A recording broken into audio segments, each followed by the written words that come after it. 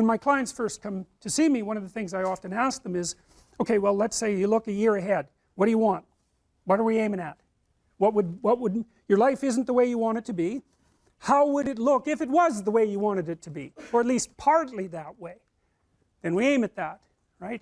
And we look for impediments, psychological impediments, fears, avoidance strategies, that sort of thing, and we develop strategies and we try to move towards that, I would say, ideal. Alright, to understand the categories of myth, we'll say, we have to understand something about the nature of categorization. Now, categorization is a tricky thing, and we're going to run through some complicated ideas relatively quickly. You know, you think you put things in the same category because they're similar, but the problem is that, first of all, that's not an answer, it's just a restatement of the initial proposition, and second of all, you can put things in the same category that are by no means identical, and you often do that, and third, it's things that are similar are often also importantly different, and so picking which element of similarity, you know, like let's say you have a group of books, well, are they the same? Well, obviously no, because, well, unless they're, you know, all the same book. But the category of books is a pretty strange category because the content of the books differs completely. Well, you could still make a group of books and you pick some arbitrary element that unites them and consider that grounds to make a category. There's other categories, more scientific categories, and scientific categories tend to actually contain things that are very, very similar across multiple dimensions. Like protons are like that.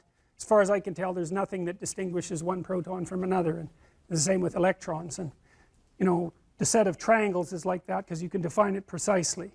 But most of the categories that human beings use aren't so neat, and the problem with that is that unless the categories are neat, like scientific categories, it's very difficult to investigate them scientifically. So for example, you might do research on a group of people with anxiety disorders, but the problem with that is that the anxiety disorder category is so heterogeneous that it's almost impossible to identify the commonalities across all the people who are in that category, and that's partly because the category isn't actually a scientific category. It's a hybrid category.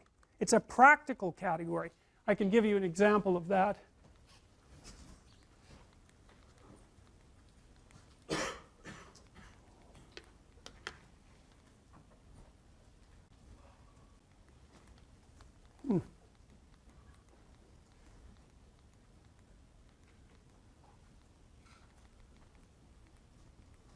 No, I can't because I must not have saved it. Anyways, many of the DSM categories, so these are categories for psychopathology, require, if you're part of that category, imagine there's 7 symptoms that you could have, or 8 symptoms that you could have that would put you in that category, like antisocial personality. 8 symptoms: you steal, you kick, you hit, you bite, you know, you're abusive. I don't remember the categories precisely, but you can be in the category if you have symptoms 2 through 5, and you can be in the category if you have symptoms 6 through 8. They aren't the same symptoms, but you're in the same category. And you think, well, how the hell can that be? Well, that's a family resemblance category, roughly speaking, and lots of the things that we use are family resemblance categories. There's a prototype, and then if you have enough of the features of that prototype, imagine the prototype has 10 features, and if you have 6 of those features, you get to be in that category. But it means that the category is actually quite diverse, and that's one of the problems that plagues psychiatry as a science and clinical psychology as a science. It's a really big problem because if the categories aren't homogeneous, then it's very difficult to draw conclusions about the members of the category, and the psychologists and the psychiatrists claim that those are scientific categories, but they're not, and they can't be, partly because they're aimed at the classification of health or ideal versus non-health or non-ideal, and partly because they play multiple roles, eh? I mean, the category isn't there just to provide neat demarcations for scientific study. The category is there to give people a language to talk about certain sets of symptoms, to diagnose, because you know when you come in and you have a set of symptoms you might want to know what they are so that you also know what they aren't. It's really a relief often to find a diagnosis. And then of course the diagnosis has certain implications for treatment and for billing and for all of that, so the category has to play all of those roles. So there's multiple types of category, and the categories that we're talking about in relationship to mythology aren't scientific categories. They're categories about the world construed as a place to act. So here's a way to think about it. You're always looking at the world through a framework of reference, and you have to do that because there isn't very much of you. You can't see the whole world at once, and in fact the amount of the world you actually see is so small you can't believe it. The central part of your vision is zipping around producing a pretty high resolution representation of exactly what you're looking at, but outside of that center, like if I look at you I can't see her eyes. I can see her glasses but barely. I can't even tell whether you're male or female. The person past that I can't see at all. Now you don't notice that, you know, you don't notice that you're that blind because your central vision is always popping around illuminating that tiny space, but you're so damn blind it's just mind-boggling. And I'm sure some of you have seen the invisible gorilla video, you know, where a gorilla comes into the video and you don't notice, which is somewhat shocking because you would think that you would notice a gorilla, but what happens is that you actually don't notice something unless it interferes with what you're doing. And because what are you going to do? Notice everything? You can't do that. You can hardly notice anything. So what you do is you pick something to focus on. It's usually something that you value, because why else would you focus on it? So that means that your value system determines the direction of your perception. Bloody well think about that for a minute. That's a Buddhist idea, right? People live in a kind of illusion, and sometimes that illusion causes suffering, and they can transform the way they look at the world, and that can release them from their suffering. But the idea that you do live in an illusion, well, I don't know if it's exactly an illusion, but you certainly do live within a framework of perception that's determined by your values. Now that is so weird, you know, because we never think of the world as something that reveals itself through our values, but of course it does, because you look at what you want.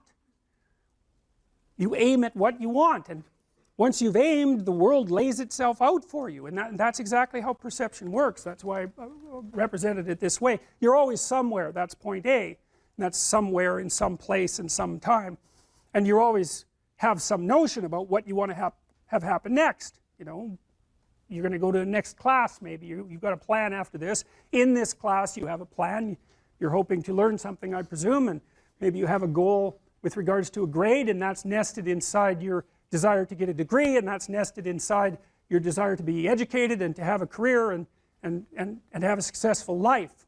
So attending to me at the moment, the reason you're doing that is because all of those values exist within you simultaneously, focusing your attention. And so you're attending to me and not to something else, assuming that all of you with your computers open aren't surfing the web, which you might be, but assuming that you're focusing, whatever you're focusing on is directed by what you value. And some of that can be unconscious. In fact, a lot of it is unconscious, because you know it's very difficult for you to get control of what you pay attention to. You know what that's like. You're trying to study, it's kind of a boring paper. Christ, your attention is just like everywhere, you know. Maybe you'll vacuum under the bed instead of doing reading the paper, you know. You can't get a grip on that thing, so your attention has an autonomy. And that's another psychoanalytic idea, you know, because you kind of think, well, you're in control. It's like, really? You ever try telling yourself what to do? How does that work for you? I'm going to go to the gym 3 times a week. Right, sure you are. Yeah, I'm going to quit eating sugar for a month. It's like, how long does that last? It's like 15 minutes, and you're eating like 3 chocolate bars. You have to be tough as a damn boot to be good, because you have to stand your ground when you need to stand your ground, and you have to be able to say no when it's time to say no, and you have to mean it. And so then you have to think and plan strategically so that when you're going to say no, you can mean it and it will stick.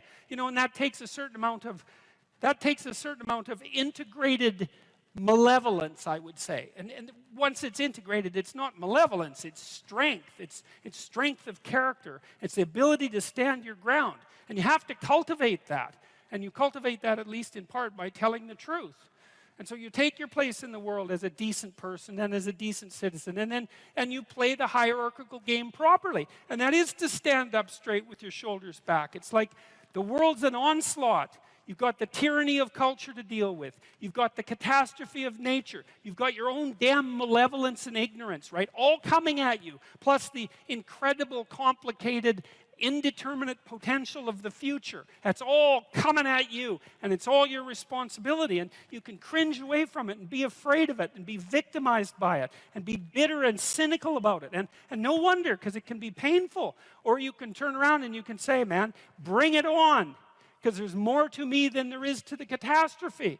And this is what I discovered from looking at what I looked at. I looked at the darkest things I could look at, really, for 30 years. I was really a lot of fun to be around, I can tell you. I looked at the darkest things that I could think of, right? Not only what happened in Auschwitz and what happened in the Gulag, but personal issues. You know, it's like I wasn't so much interested in the totalitarians as a group. I was interested in the people who undertook the terrible acts that the totalitarians required. You know, the people who, I was just rereading Ordinary Men, and it was a story about a police battalion in Poland that trained ordinary policemen to take naked pregnant women out into the fields and shoot them in the back of the head. It takes a lot of training, by the way, before you can bring yourself to do that. And you aren't the same person by the end of it. It's pretty goddamn horrific. You know, and I was trying to figure out, what would it be like to be that person? Because we are that person. And then what would it be like to not be that person, right? To refuse to do that, to not participate in that. You know, and what I discovered by making that totalitarian proclivity personal was that there's more to us than there is to the horror. As nature is, bent on our destruction, bad as culture is, tyrannical and bloody, back as far as you can look, as malevolent as you are in the darkest part of your heart, and that's plenty malevolent. The possibility that's within you that can well up, the courage and the truth and the ability and the skill and the willingness to set things right, if you are willing to set them right, is more powerful than all of that. And so it's so interesting. It was proof for me of an old saying I read from Carl Jung. It's an alchemical motif, in stir qualinus inventur, which is what you most want to be found will be found where you least want to look, essentially. And it's so interesting because it means that if you're willing to turn around and to stand up straight and face the darkness like fully, what you discover at the darkest part is the brightest light. And that's something that's so much worth discovering, because there's going to be terrible darkness in your life. And it's going to make you cynical and bitter. And it could easily be that you're just not looking at it enough. Because if you looked at it enough and you didn't shy away and you brought everything you had to bear on it, you'd find that there was more to you than there was to the horror. You know, I watched my father-in-law. I'll end with this. And you know, you don't know, because you're not bringing your A game to the table with all that cynicism and bitterness and resentment and willful blindness and avoidance. Maybe you're playing at 60%. It's not good enough, because there's too much of what's bad for 60% to be good enough. It's like you need 90% or 95% or 100%. When about 15, 20 years ago, my mother-in-law developed frontal temporal dementia, which I wouldn't recommend. You know, it's one of those degenerative neurological diseases like Alzheimer's, and those bloody things are like they're in the top echelon of awful. You know, you watch a person deteriorate before your eyes. It's a lengthy, lengthy death. And it was slow. And her husband, he lived in this little town that I grew up in, about 3,000 people. And he was quite a character, man. Everybody knew him. I bought him a Foghorn Leghorn t-shirt once, because that's kind of what he was like. He was loud and sort of bombastic, but he stood up straight, I can tell you. And he played the fool a little bit, mostly for the amusement of people, but he was no damn fool. And I always admired him and liked him. And the feeling was mutual, thank God, since I married his daughter. And, you know, he drank a lot with his crazy friends up in northern Alberta, and he wasn't at home a lot because he was working a lot. And you know, he was kind of a party animal about town, but a good businessman and a good man. And then his wife got sick, and they moved to another town. And, you know, he took care of her for like 15 years. It was unbelievable as she deteriorated, you know, and she got more desperate to have him around, and her love for him never went away. Even as she lost herself almost completely, she would always light up when he came into the room, you know. And he took care of her right till within weeks of her death. He had to finally put her in an old folks' home because he was no longer strong enough to lift her up from the chair. And we interacted with him a lot, you know, because we were trying to help him figure out how to cope. And we had signs put up in the house, electronic signs that would tell her when he was leaving, so that she would know where he went. And we had recordings in the bathroom so that she knew what to do when she went into the bathroom. And we tried to do everything we could to not make this absolutely bloody, atrocious experience complete hell. And he participated the whole way, you know, and it was really something to see. It was really it left me with a tremendous sense of admiration for him, but not just for him, but for people who can do that, you know. And if there was a new decline, he took it on, and he didn't complain about it, and he tried to do what he could, you know. And like, it was no picnic, don't get me wrong, but it wasn't hell. And then we were all gathered around the deathbed, my wife's mother's deathbed, and the family was there, and they got along pretty well, you know.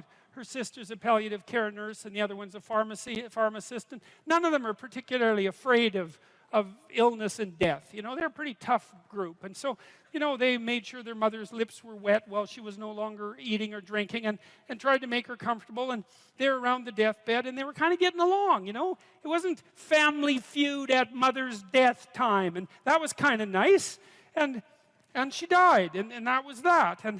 But it wasn't just that, because the fact that the family had coped with it well and nobly and honorably, I would say, brought them together. They were closer afterwards than they were before. And they all had more respect for their father. And then in the old folks' home, he met another woman who had a husband there who had Alzheimer's, and they got to know each other, you know. And he died after a while, and she died after a while, and then a few months later they started going out, and then eventually they had a relationship, and now they live together. And so he gained something. Like, it wasn't that he replaced what he lost, you know what I mean? Because he still has pictures of his wife up in his house, and she was the love of his life, and that's not going away. But, you know, his family respected him more, and everybody pulled together more, and it wasn't hell at the deathbed, it was just tragedy, and the family pulled together more. And that was a good example of how you can extract at least a certain amount of light out of what's dark, even at a personal level. And it's worth asking yourself. It's like, drop what you're doing that's foolish, that you know is foolish, and pick an aim that's worthwhile, you know, to make things better for yourself, like you're worth taking care of, like you're worth something, you know, and to surround yourself with people who believe the same, and who are rejoicing in your accomplishments and unhappy when you fail, right? And you're comparing yourself to your accomplishments of yesterday and not to someone else's today, so that you're not jealous and bitter. And you put your own house in order so that you're not cursing the world when some of its disarray might be your fault. And you're trying to pursue something meaningful, and you're doing your best to tell the truth, and all of that. And then you see what happens. Who the hell are you? You know, you think you're a miracle of some bloody bizarre sort. We've been around for 3.5 billion years. You know, every single one of your relatives propagated successfully. And here you are, against all possible odds, in this world of hell in some sense, and bitterness and tyranny and malevolence. And yet, God only knows what's inside you, this capacity for consciousness, the capacity to confront potential and to turn it into something good. That's us, man. That's the Western story. That's the individual as the cornerstone of the state. That's our responsibility, and it really is who we are. You say you are morally obligated to do remarkable things. Why? Well, I think partly because life is so difficult and challenging that unless you give it everything you have, the chances are very high that it will embitter you, and then you'll be a force for darkness and not good. And so, you know, the fact that life is short and can be brutal can terrify you into hiding and avoiding. You can flip that on its head and understand that since you're all in anyways, you might as well take the risks that are adventurous. There isn't anything more adventurous than the truth. So why is that a moral obligation? Well, if you hide and you don't let what's inside of you out, and you don't bring into the world what you could bring, and you become cynical and bitter, you will start doing very dark things. Not only will you not add to the world what you could add, but you'll start being jealous of people who are competent and doing well and work to destroy them. So that's the pathway to hell, really. We need to separate out the distinction between fantasy and delusion. You do have a fantasy about the future. So you have to provisionally map the future. That's what a plan is. That doesn't make it a delusion. Like, it becomes a delusion when the map bears no relationship to the underlying territory. So if you have a strategy for the future, you know, maybe let's say that your strategy for the future is that you have 5 million YouTube subscribers in 3 years. Well, you have no evidence of the strict sort that that's how it's going to be, because anything could happen between now and 3 years from now, let's say. But there's no reason to call that a delusion. It's one hypothetically possible path of potential, and then you can make the sacrifices necessary to bring that about. So even though it's a fantasy because it maps something that isn't there, it's not a delusion. It's a delusion when you're ignoring elements of your own experience that would inform your fantasy more effectively. You're ignoring them so that you can live in a positive representation of the future without having to pay the appropriate price for it. The ultimate ideal is also the ultimate judge, because the ultimate ideal is something against which you fall far short. And that might be so painful that you can barely stand it. But then what you do is two things, I suppose, is you lower the ideal and you raise your estimation of your potential. And what do I mean by lower the ideal? Well, if you're comparing yourself to someone or even to a future self, and the gap is so painful that it paralyzes you, then you've created a dragon that you don't have the tools to master. And so what you have to do is you have to scale the dragon down to size. And you want to scale the dragon down to size until it's a size that you are willing to move toward, however small that is. Now, you know, if you're here and your ideal is here and that gap is unbearable, then you reduce the gap and you reduce the gap. And you're going to have to do that anyways, because you're not going to move from where you are to perfect in one fell swoop, right? There's going to be incremental steps. So you have to fill in that hierarchy of progression with a high enough resolution representation so that you can start to move forward. There's another gospel comment that's very interesting. It's called the Matthew principle. And the Matthew principle is, to those who have everything, more will be given, and from those who have nothing, everything will be taken. Now, it's brutal because it implies that reality works like this. When you're moving up, you go like this, right? And that's pretty nice. That's a lot better than this. But when you're going down, you go like that, right? It's like downhill, cliff. Okay, so you want to avoid the downhill path. Well, if the uphill path is like this, which is like exponential, let's say, or geometric, then what that means is that it doesn't matter how big the first steps you take uphill are, even if they're trivial, even if they're shameful in their size, because you're so useless. If you're disciplined in that, you'll speed up extraordinarily rapidly. And so that's the good news, you might say, is that you can take very small steps, even ones that might be shameful in their size, and you have to admit that to yourself. But once you get the ball rolling, it doesn't roll in a linear fashion, it rolls in a geometric fashion. And this is a really good thing to know, because it can take the sting out of the realization of your own stupidity. It's like, yeah, you know, everybody has their weak sides, let's say, things they're embarrassed about. When I first started going to the gym, I was like 23, and I think I weighed 135 pounds, and I was 6'1", very, very thin, 27-inch waist, something like that. And I smoked like mad, and I drank too much. Like, I wasn't in good shape. The first attempts forward I took in the gym, I went to this swimsuit class. Jesus, it was me and this like really fat guy, young guy, probably not in any worse shape than me, and like 7 old women over 70, and they could outswim me. Like, it was pretty damn humiliating. And so I did a semester of that and got myself in somewhat better shape. And then I started to go to the gym to work out, to lift weights. And that was also rough because, you know, I'd be underneath the bloody bench press trying to lift 75 pounds off the rests. And, you know, some muscle-headed bastard would come over and tell me how to do it. And it's like, yeah, thank you. But you know, it's embarrassing, and lots of times people won't do things like go to the gym because they're so embarrassed about how they look or what sort of shape they're in. And it's a pain to start at the bottom, but you start at the bottom where you're weak. And if you want to rectify what's weak, you have to accept the fact that you're at the bottom and that the first steps are going to be painful. You know, it took me about 3 years, but I stopped smoking, and then I stopped drinking, and I gained 40 pounds of muscle in like 3.5 years, something like that. I basically had to stop doing that because I had to eat like 6 times a day. It was crazy. But I got a lot more physically confident and a lot more coordinated. But the point of all this is, if you're going to rectify your weaknesses, you have to admit your insufficiency to your own shame. Now, if the gap between you and your ideal is so great that it paralyzes you, you shrink that. Things will beckon to you and call to you, and you'll have intuitions about which pathway to take. And you will, in all likelihood, follow those, because what else do you have? You have these orienting instincts. This is another reason why you don't lie. Because if you lie and you practice lying, you pathologize your instincts. And then your intuitions lead you wrong.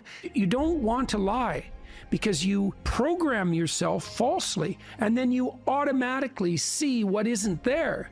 And then, of course, the world will slap you in the face continually, and you'll think, oh my God, the world's such a pathological place. When the truth of the matter is that, no, you just keep running into things that you refuse to see. And then you think, well, the world's made of nothing but obstacles. It's like, well, you put the obstacles in your own path, and you did that by developing these complex, self-serving delusions, a story that you tell other people about who you are that isn't true.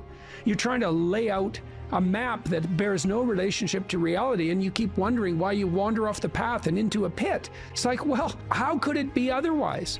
People have commented to me many times about my bravery, and I don't like that. It's not right. I'm afraid of different things than the typical person. Maybe that's a good way of thinking about it. I'm way more afraid of the consequences of saying something that's false or wandering off the appropriate path than I am of whatever consequences might come for saying what I believe and doing what I believe to be the case. I'm way more afraid of that. You know, I've been reading the Gospel of St. Matthew. I'm writing a book at the moment called We Who Wrestle with God, and one of the things Christ says to people continually is to not damage their vision, is to not put, that's the best way of putting it, don't occlude your eye. You can see what's in front of you if you're willing to see it. And if you're willing to see it, many of the terrible obstacles in life you can just walk around. But if you blind yourself purposefully to follow your own narrow, self-serving delusion, you're going to run into terrible things and terrible people and the terrible part of your own soul all the time. That's what you should be afraid of. You can't be isolated, alone, without responsibility and pursuing your hedonistic nonsense and not be insane and miserable. Those are all the same thing, right? And so, it's got to the point, I've said things that have made me somewhat unpopular, like it's very difficult for people to mature until they have a child. You find a huge part of what you are in that relationship. It makes you responsible, makes you grow up. It gives you the opportunity to mentor someone. You have someone around who's more important than you. Well, that's part of being mentally healthy. It's a huge part of it. This enterprise that I've helped put together, Alliance for Responsible Citizenship, we're trying to put forward a model of governance. It's called a subsidiary model, and the idea is that people have multiple social roles that scale. There's you should take care of yourself, integrate yourself, which means you can conduct yourself properly across the medium to long run. You're self-sustaining. Then you can maybe extend that to your partner, and then to your family, and then to your local community, and then to broader communities as you become more and more competent and able to take on that responsibility. That's the alternative to isolated hedonic slavery. You're slave to your own whims. And it's the alternative to tyranny, because if you take on all that responsibility, you don't have any need for someone to govern you. It's truly the case that your sanity is the concordance between you as an individual and the world. That's the sanity. You're distributed out into the world, and you should be, and you want to be. That's where the adventure is. You want to be solipsistic? The solipsistic porn masturbator. Jesus, it's no wonder you'd be aimless and miserable. Well, God, it's so pathetic. Why am I so unhappy? It's because you think about yourself. Oh, no, you think about the lowest impulses in yourself all the time. That's why you're miserable. People exist in a sacrificial relationship to the world. What does that mean? It seems to mean something like human beings are aware of their extended self. You know you're going to be around tomorrow and next week and next month and next year and 5 years from now and 10 years from now. Now it's less certain as you go out, but you do have the sense of yourself as something that stretches across the decades. Okay, and so what that means is that you have to conduct yourself in a manner that isn't merely immediate. You have to conduct yourself in a manner that will work across time. Now, how do people do that? They work. Work is a sacrificial gesture. So you work, by definition, virtually. Work is the sacrifice of the present for the future.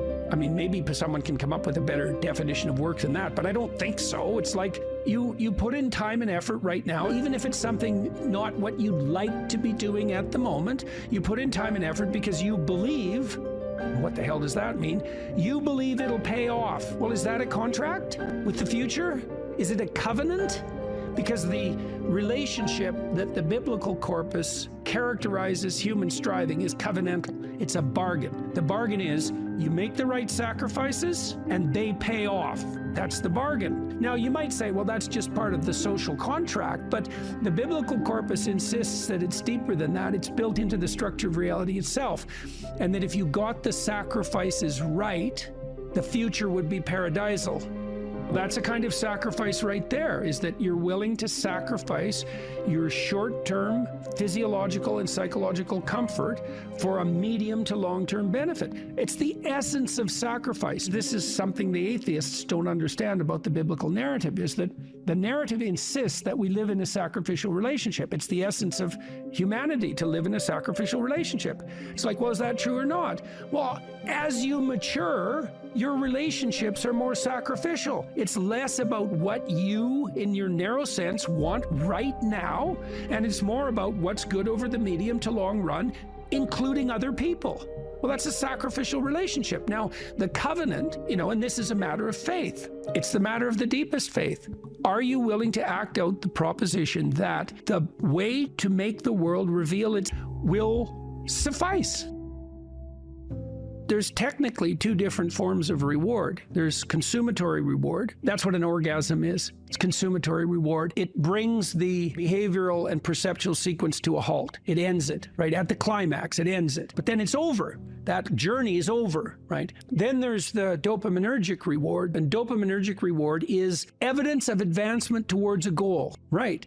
Okay, so there's a corollary to that. Well, how do you become optimally engaged? Because dopamine facilitates engagement and focus, which is why drugs like amphetamines can be used for kids who are attention deficit disorder. You tap up the dopamine response, they lock on, right? Okay, so they're locking on to a goal-directed pursuit. The problem with amphetamines is that they can lock you on so hard you can't get out of the frame. So like kids on amphetamines will obsess, for example, about cleaning up their closet. They can't switch to the next activity. Okay, dopaminergic reward is reward that's accrued in relationship to a goal. Okay, so what's an implication of that? Well, pursue the highest possible goal. Well, why? Because the kick from advancement is higher. Now, you have to balance that. It can't be, you have to advance, right? Because imagine the reward's got two components. Number one is you're moving towards something valuable. Okay, so you want it to be as valuable as possible. Okay, but you have to be moving. You need something extremely valuable that you can move towards. Okay, so part of the reason that you establish a relationship with God, let's say, is because that's what sets the upper bound to your vision. It's like, I want things to be the best they could be. That's a vision of paradise. Well, that has to be fractionated into, your proximal decisions, but lurking behind that should be this continual movement towards, what would you say, a heaven that recedes as you approach it. That's the proper vision of heaven. A heaven is a place that's perfect and getting better, both at the same time. That's what music shows you, because a great piece of music is perfect, but it's just getting better as it unfolds. And you need that. This is part of the problem with a static utopian vision, something Dostoevsky criticized. If you gave people nothing but consummatory reward, he famously says, so that they can do nothing but sit in tubs of hot water, eat cake, and busy themselves with the continuation of the species, human beings would break that all to hell in a moment just so they have something interesting to do. If you run yourself through a disciplinary process, so you accomplish something, maybe you don't attain the goal you were aiming at, but you accrue a new way of looking at the world and a set of skills. Well, if you just keep doing that, you have multiple ways of looking at the world and more skill. Well, that's your storehouse of treasure. As you walk through life in your normal mode, things will call to you. And if you pursue them, they will take you deep. It doesn't really matter what it is that call. What matters is that you pursue it, and you pursue it to the depths. And as you pursue it to the depths, you will become transformed. And if you do that without reservation, that will turn you into the person who frees the slaves and opposes the tyrants. And that is how it works. That's the call. And that can happen in any direction, virtually any direction. You just have to pursue it with sufficient faith.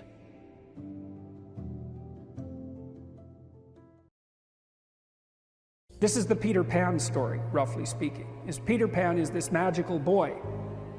Pan is the god of everything, roughly speaking, right? And so it's not an accident that he has the name Pan.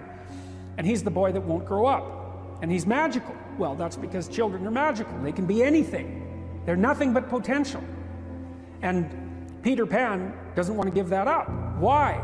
Well, he's got some adults around him, but the main adult is Captain Hook. Well, who the hell wants to grow up to be Captain Hook? First of all, you've got a hook. Second, you're a tyrant.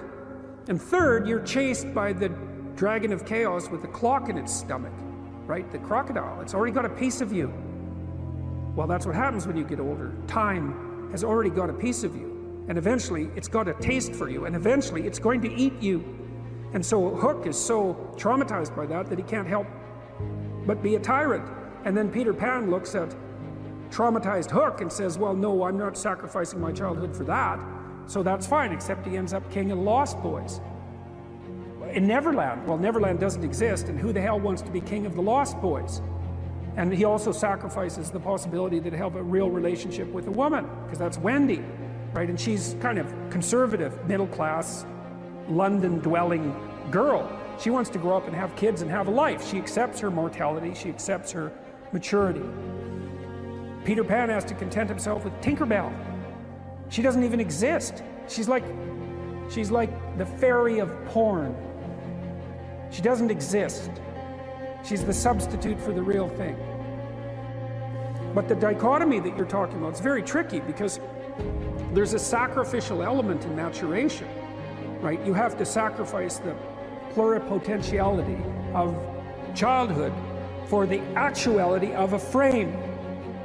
And the question is, well, why would you do that? Well, one reason is it happens to you whether you do it or not. You can either choose your damn limitation, or you can let it take you unaware when you're 30, or even worse when you're 40, and then that is not a happy day. I see people like this, and I think it's more and more common in our culture because people can put off maturity without suffering an immediate penalty. But all that happens is the penalty accrues, and then when it finally hits, it just wallops you. Because when you're 25, you could be an idiot. It's no problem. Even when you're out in a job search, it's like, well, you don't have any experience and you're kind of clueless. It's yeah, you're young. You know, it's no problem. That's what young people are like, but they're full of potential. Okay, well now you're the same person at 30. It's like people aren't so thrilled about you at that point. It's like, what the hell have you been doing for the last 10 years? Well, I'm just as clueless as I was when I was 22. It's, yeah, but you're not 22. You're an old infant, right? And that's an ugly thing, an old infant. So, part of the reason you choose your damn sacrifice, because the sacrifice is inevitable, but at least you get to choose it. And then there's something that's even more complex than that in some sense, is that the problem with being a child is that all you are is potential, and it's really low resolution. You could be anything, but you're not anything. So then you go and you adopt an apprenticeship, roughly speaking, and then at least you become something. And when you're something, that makes the world open up to you again. You know, like if you're a really good plumber, then you end up being far more than a plumber, right? You end up being a good employer. You know, if you're a really good plumber, well then you have some employees, you run a business, you train some other people, you enlarge their lives, you're kind of a pillar of the community, you have your family. Once you pass through that narrow training period, which narrows you and constricts you and develops you at the same time, then you can come out the other end with a bunch of new possibility at hand. And Jung talked about that. He thought that part of the proper path of development in the last half of life was to rediscover the child that you left behind as you were apprenticing. And so then you get to be something and regain that potential at the same time. Very, very smart. Well, he was very, very smart. So that's very wise thing to know. So, yeah. Sacrifice. You get to pick your damn sacrifice. That's all. You don't get to not make one. You're sacrificial whether you want to be or not. That's a good thing to know as well. If you're hungry, it's not a deterministic drive. It's a subpersonality that has a goal, and then it has a bunch of action patterns that are going to work in reference to that goal. It has a bunch of perceptions that suit that goal, and it organizes your emotional responses around that goal. And so to think about it as a personality is it's a much more intelligent way to look at it. One other thing about Skinner's rats, you know, Skinner could get rats to do almost everything, and he would reward them with food.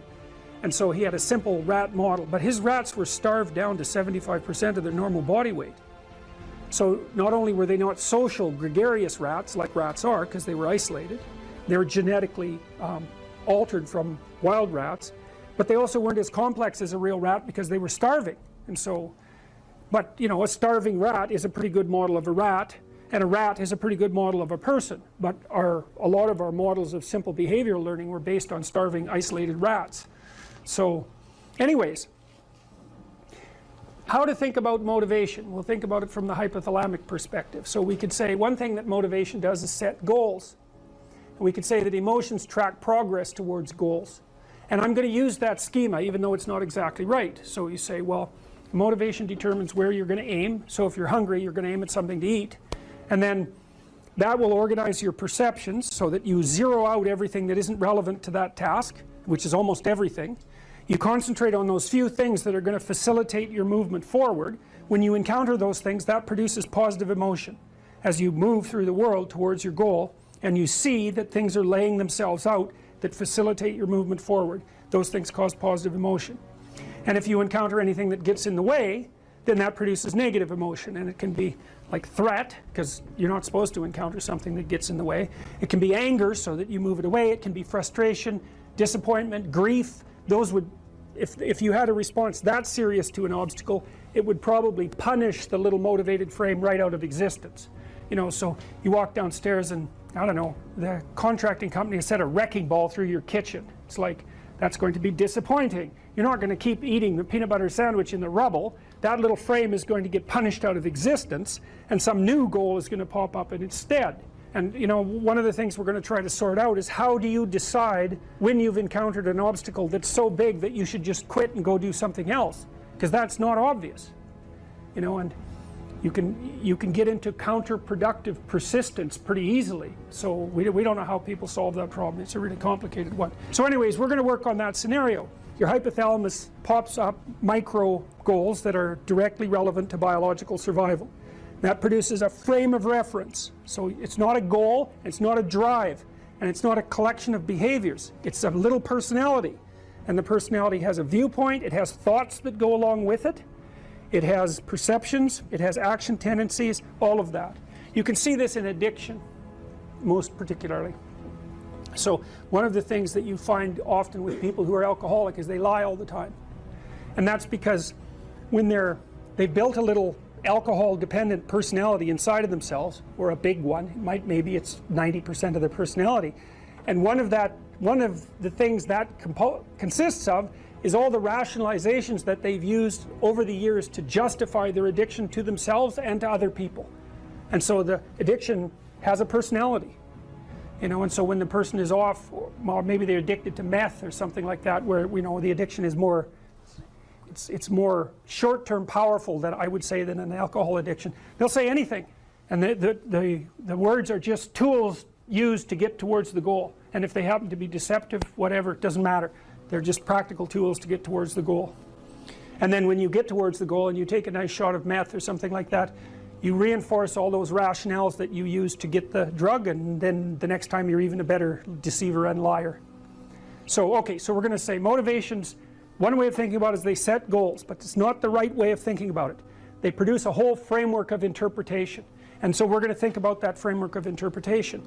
And then emotions emerge inside of that. So that's it. So the world is framed, motivation set goals. You could say the world has to be framed. So motivation sets that frame.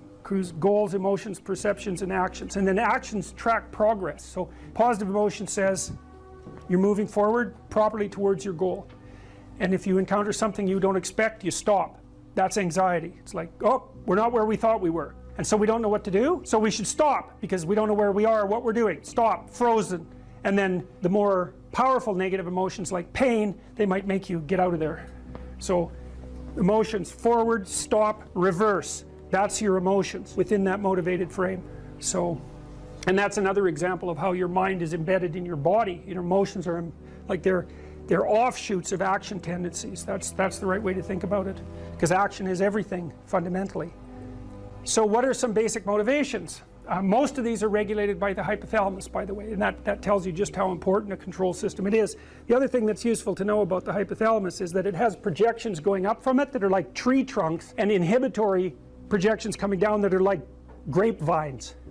So you can kind of control your hypothalamus as long as it's not on too much, but if it's on in any serious way, it's like it wins. So partly what you do to stop yourself from falling under the dominion of your hypothalamus is to never ever be anywhere where its action is necessary, right? You don't want to go into a biker bar, because you might find yourself in a situation where panicked defensive aggression is immediately necessary. You probably don't want that. You don't want the panic, you don't want the terror, you don't want the frenzied fight, you don't want any of that. You don't want to have to run away in absolute panic. So you just don't go there. And a huge part of how we regulate our emotions is just by never going anywhere where we have to experience them. And so that has very little to do with internal inhibitory control and everything to do with staying where you belong.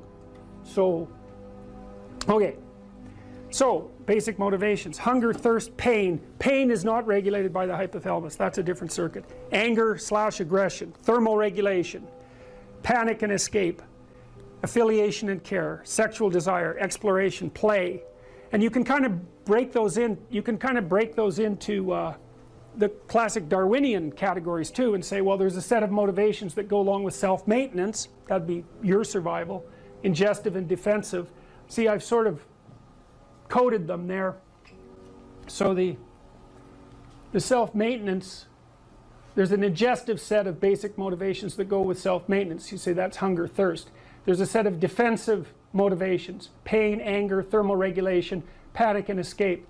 And then there's there's motivations that are associated with reproduction, affiliation, care, and sexual desire. And then I put exploration and play sort of outside of that. I would say because those two things serve both of these approximately equally. The hallmark of true sovereignty is the willingness of the elite, let's say the talented, the productive, the blessed, the gifted, to justify the unequal division of talent by serving to ameliorate the catastrophic suffering of the dispossessed. Now, Nietzsche warned about that, right? He thought that Christianity would devolve in some sense into the woke nightmare that it has devolved into. But I think he failed to give the devil his entire due. And the notion that the highest is the highest because it voluntarily serves the lowest, that's a deadly idea. And I don't think it's an ideological idea at all. I think it's an idea that removes the paradox of human existence. And so there's that, but then there's another insistence in both Judaism and Christianity, and I'm not saying it's limited to those doctrines, by the way, that the way to deal with suffering is not to avoid it or to circumvent it with a shallow hedonism, but to face it intensely, head on, and voluntarily in its full manifestation. And so one of the things I've realized about the Passion story, which Jung regarded as an archetypal tragedy, and in some sense a limit case, right? A story so tragic that you cannot write a more tragic story. Right.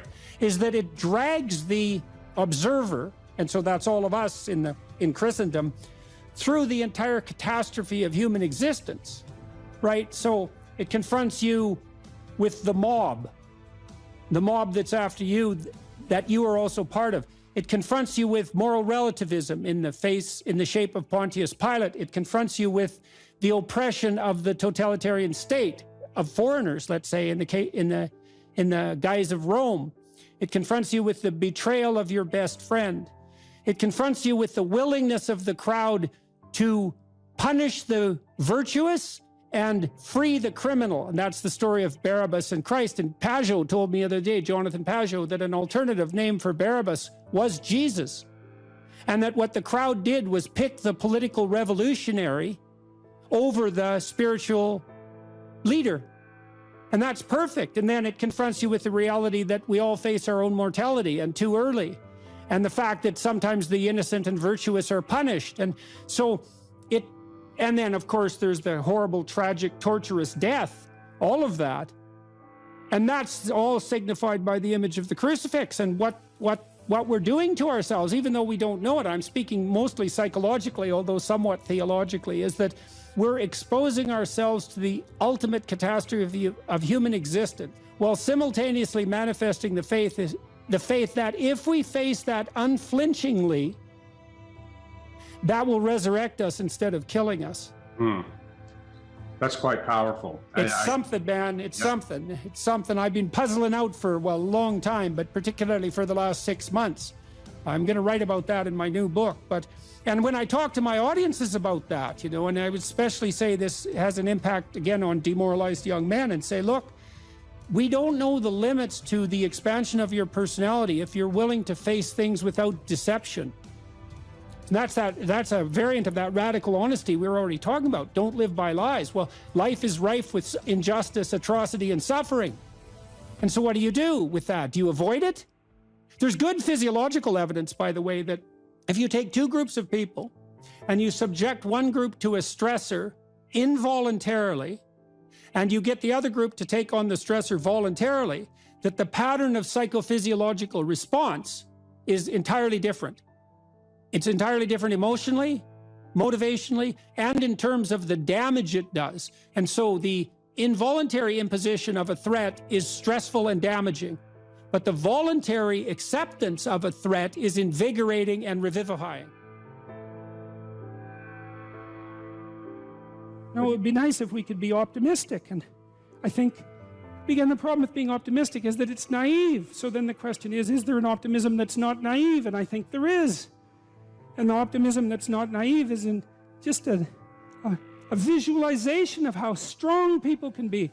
So one of the things that I tell people, I've told my students, in my class in Maps of Meaning.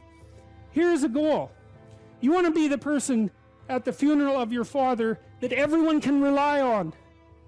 How would that be?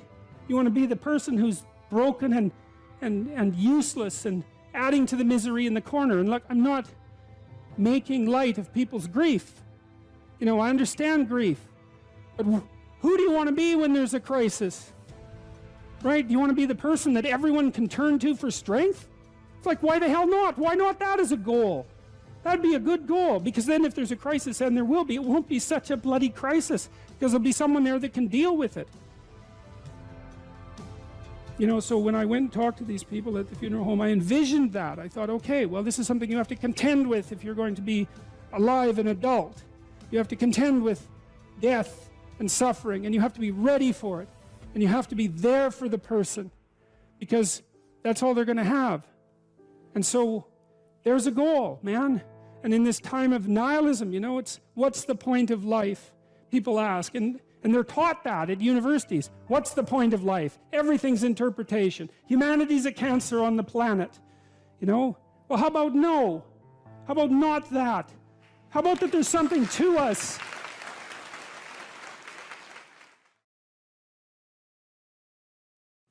Young people always have a reason to be upset and cynical about the current state of affairs. And it's that way forever. And so it's useful, I think, to consider such considerations or such conceptualizations as the patriarchy in that light, because it's an archetypal truth that the social structure is corrupt and incomplete. And what that means is that it's something that you have to contend with every moment in some sense of your life. It's a permanent fact of existence. And to be upset that the structures, the social structures, or even the biological structures within which we live are incomplete and imperfect, to take that personally, that's the worst part of it. To take that personally is a misreading of the existential condition of humankind, because it's always the case that what you have been given and what you live in is degenerate and corrupt and in need of repair. And it's easier just to accept that, because there's also a positive element, and the positive element is, well, you've been granted something rather than nothing, and maybe you haven't been granted pure hell, because especially in a culture like ours where many things actually function quite well, so there's room for gratitude there. Even if it's a broken machine, it's not one that's completely devastated, and it's not absolutely hell-bent at every second on your misery and destruction. And it easily could be, because many societies are like that. And so the fact that we happen to live in one that isn't corrupt beyond imagining is something to be eternally grateful for. Well, so we live inside a damaged structure, and we also bear responsibility for that damage, because we don't do everything we can to constantly repair it. And you might say, well, that's actually one of the fundamental, you know, people say, well, what's the meaning of life? What they really mean is, what's the positive meaning of life? Because as we've already discussed, the negative meanings of life are more or less self-evident. Well, the positive meaning of life is to be found in noting the state of lack of repair of the walled city that you inhabit, and then sallying forth to do something about that, to repair the breaches and to fix up the walls and to make the structure that you inhabit as secure and as productive as it possibly can be. And there's no shortage of opportunities to do that. You can do that in your own mind. You can do that in your own room. You can do that in your own household, in your local community. And maybe if you get good at doing it at all those levels, then you can start to look beyond that. And so there's challenges. That's the thing that's kind of interesting about this insufficient structure, is that it has a set of challenges built into it because of its insufficiency, and perhaps even because of its corrupt nature, that calls forth the potential response from you of heroic adventure. And the heroic adventure is to man the barricades and repair the city. And you can always do that. It doesn't matter what your personal circumstances are. There's always something that isn't right near you, isn't correct, isn't laid out properly, that you could just fix if you wanted to. And one of the things that we're going to talk about tonight is the idea that if you adopt the attitude, an attitude that's like that, that the role that you should play is to make things better wherever you are, however you can, that what would actually happen would be that things would get better wherever you are in all sorts of ways, and that we've really, as a species, you might say, or maybe even as singular individuals, we've explored that rarely. It isn't something that's put forth as a proposition that often, and it's quite surprising to me. And you know, I had an interesting experience the other day. I went to the keg. I go there because I have food allergies, and they're very careful with people who have food allergies. And the waiter took me to the table, and he said that he had been watching my lectures, and that's a very common experience. And he was happy about that, and he said that he'd had 2 promotions at the keg in the last 4 months because he'd been watching my lectures. And like, I really found that an affecting experience, because you know, you might say, well, he's working as a waiter at the keg and there's nothing particularly heroic about that, and I disagree with that, actually, because I don't care where you're located, you can do a hell of a job, and I mean that literally. At whatever job you have, you can take whatever job you have and you can make it a real nice little piece of absolute misery. Or you can act like a civilized human being and notice that no matter where you are, there's a richness and a complexity that's completely inexhaustible right at hand. And then you can take that seriously, and you can say, well, I happen to be a waiter at the keg, and perhaps that's not what I expected, and he's a young guy, and perhaps that isn't where I want to end up, but it's not nothing. It's a rich environment, and I can make it a lot better if I want to. I can get along properly with my coworkers and not gossip behind their back, and I can treat my customers properly, and if an opportunity comes my way, I can take it, and I can see what happens. And so he said that's what he'd started doing, and that things were working out much better for him. He was in a much better job than he was 3 months ago, and 3 months, that's nothing, right? I mean, that's a nice trajectory. It's an uphill trajectory, and that's what you want, really. An uphill trajectory is actually even better than being somewhere good, as far as I'm concerned, because one of the things that really makes your life meaningful is the clear realization that you're headed somewhere better than you are now. And then it's even better if you also understand that there's a direct causal relationship between the things that you're doing and the steepness of that incline. And so I get a lot of letters from people like that, and they're most frequently young men, although not always. And they say, well, you know, I've been listening to these lectures, and I decided that I'm going to try to take responsibility for my life, and so I've started to stop doing all the stupid things that I know that are stupid, that I know I shouldn't be doing, and I've started doing some of the things that aren't stupid that I know I should be doing, which seems pretty obvious, really, if you think about it. But obvious though it may be, that isn't necessarily what people do. And then they write and say, you can't believe what difference that makes. And they're thrilled about it. And so I'm thrilled about it when I get letters like that, because I really don't experience anything as better than a letter like that or a message like that, because it's so good to see things that aren't so good replaced by something better. And I really do think it's an open question. I truly believe it's an open question to what degree we could make things better if that's what we actually aimed at doing.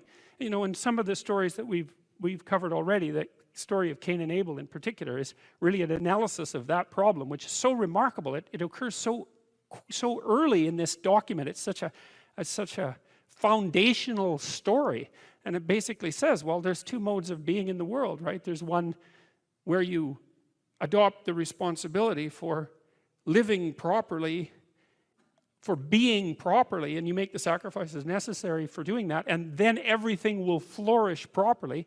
And the other one is a pathway of resentment and bitterness and rejection and murder and genocide, and that just seems exactly right to me. And so if the positive path beckons, if you can actually see what it is, if you can lower yourself enough to see what it is. Carl Jung said once that modern people didn't see God because they didn't look low enough. It's a phrase I really, really like, because people denigrate the opportunities that are right in front of them. And there's no reason to do that, because what's right in front of you is the majesty of being. That's what's right in front of you. It's inexhaustibly complex and full of potential, and there's no reason to assume that wherever you happen to be isn't as good a starting place as anywhere else. Now, you know, I know some people have terrible, terrible lives. They're in situations that are absolutely unbearable. But I also do know that even situations like that can be made a hell of a lot worse by the worst kind of attitude. That's for sure. So anyway, so that's where you are. You're in a damaged structure. You're a damaged structure. You're in a damaged structure. But, you know, at least it's got some walls. You know, you're not being fed to the lions on a regular basis, so that's a good thing. And you can emerge forward, you know, heroically, magically, to confront the chaos that constantly threatens the structure within which you live. And you can free something as a consequence of that. You can learn something. You can strengthen yourself. That's the other thing, because what you're actually made of, in many ways, that what informs you, what you're made of, is what you encounter when you voluntarily encounter the unknown.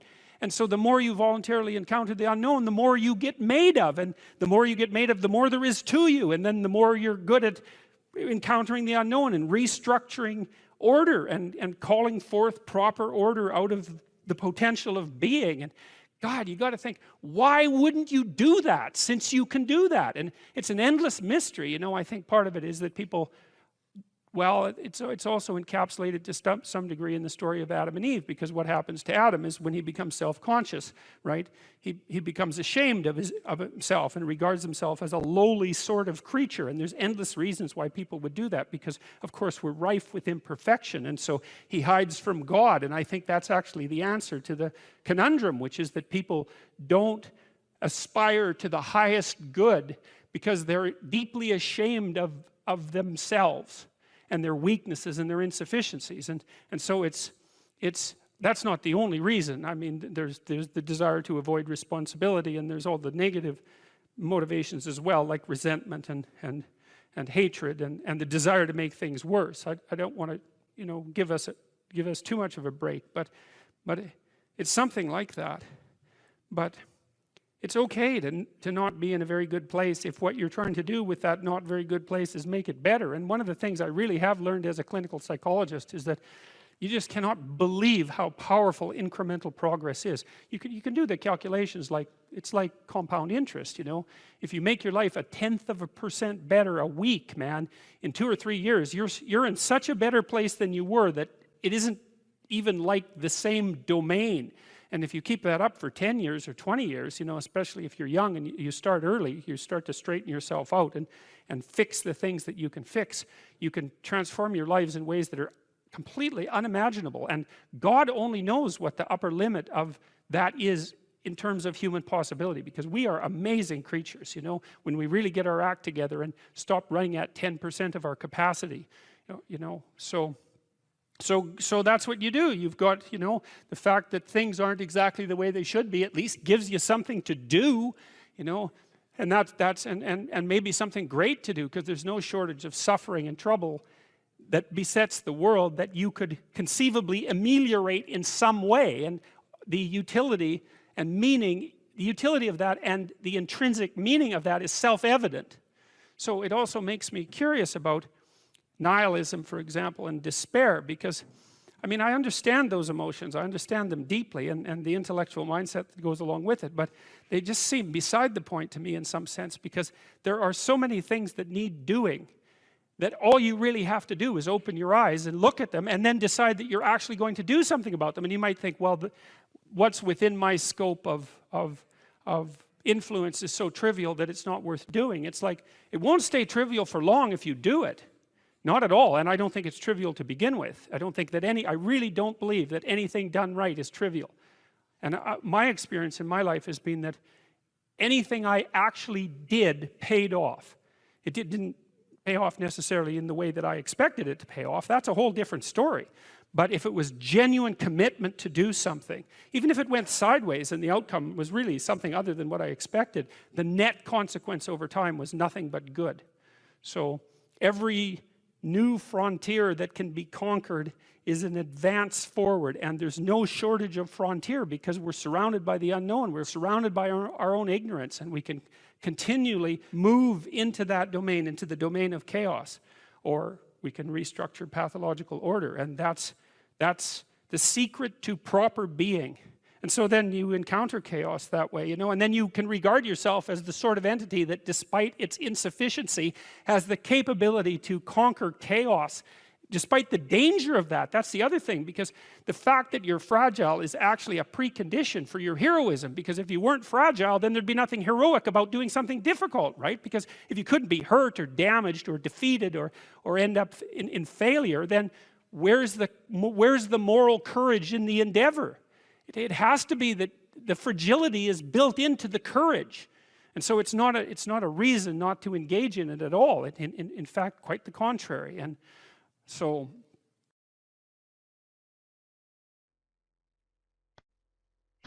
if you could give one advice to us how we could be able to actually put our opinion out there and to actually make people listen and not to cause some mindless conflict with just yelling, what advice would you give us? Learn to write. I'm dead serious. Like, I'm dead serious about that. Because writing is formalized thinking. And so the way you write is, first of all, you need a problem. Because why write if you don't have a problem? So this is good advice if you're just writing an essay, by the way, from your classes. It's like, pick a bloody problem that you want to write about, because otherwise it's false right from the start. It's up to you to engage with the material until you find something that grips you, that you desire to investigate. Okay, so you need a problem. Well, the next thing you need to do is, well, you need to have something to say about the problem. Well, so reading is really good for that. Read as much as you can. Get your hands on that addresses the problem. Okay, so now you know a bunch of things, or at least provisionally know them. You at least have access to them.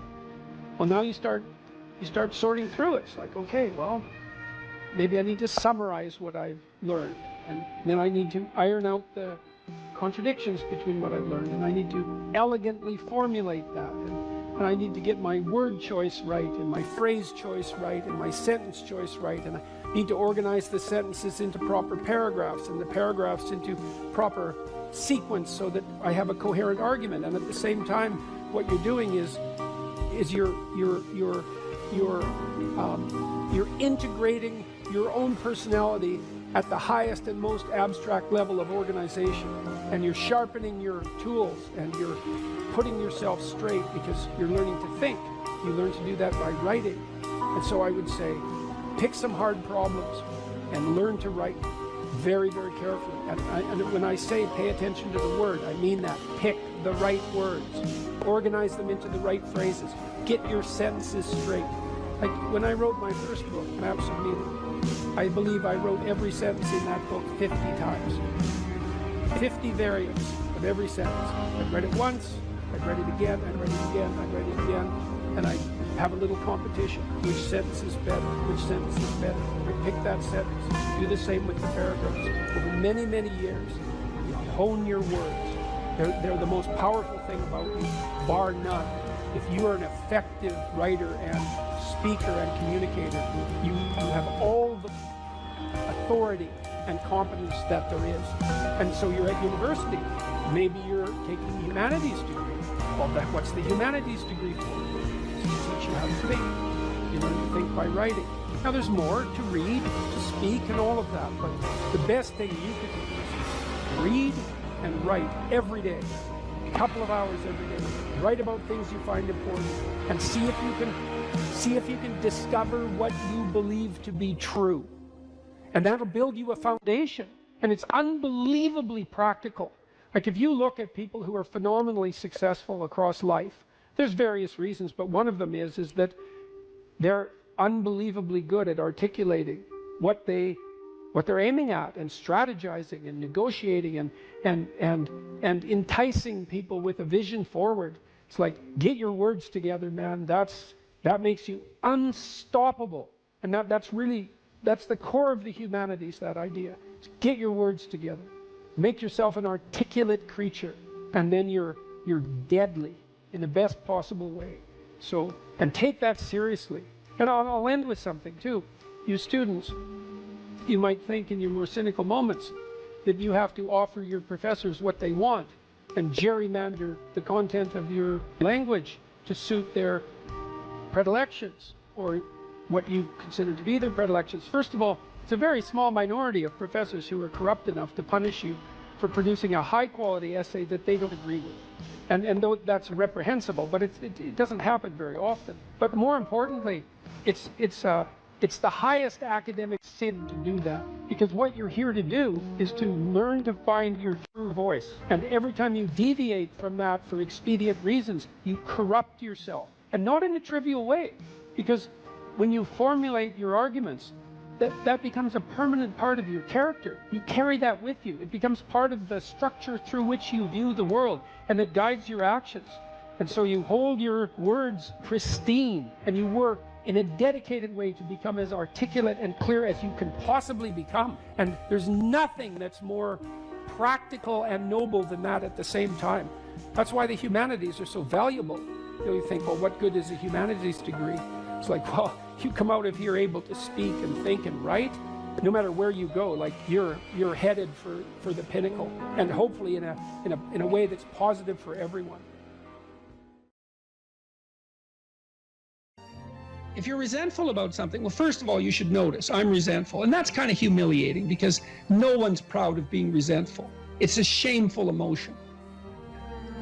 Well, so then why are you resentful? Well, there's only two reasons as far as I've been able to tell. One is that you're allowing yourself to be taken advantage of, or you're being taken advantage of. Sometimes you're not allowing yourself. Sometimes you're a child being abused by their uncle. You're not allowing yourself. You can't do anything about it. You're resentful because you're being taken advantage of, or because you're immature. It's one of those two things. Figure out which it is, and then take the steps necessary to address it. Living a life without resentment is a great goal. People are often resentful if they see that responsibility has been abdicated. Why isn't that person doing their job? It's like, well, hey man, step in at your workplace, in your family. You know, and you think, well, I shouldn't have to do that extra work. Well, you shouldn't be a slave. You shouldn't allow yourself to be tyrannized. But if something bugs you because a responsibility is going unfulfilled, there's a great opportunity for you.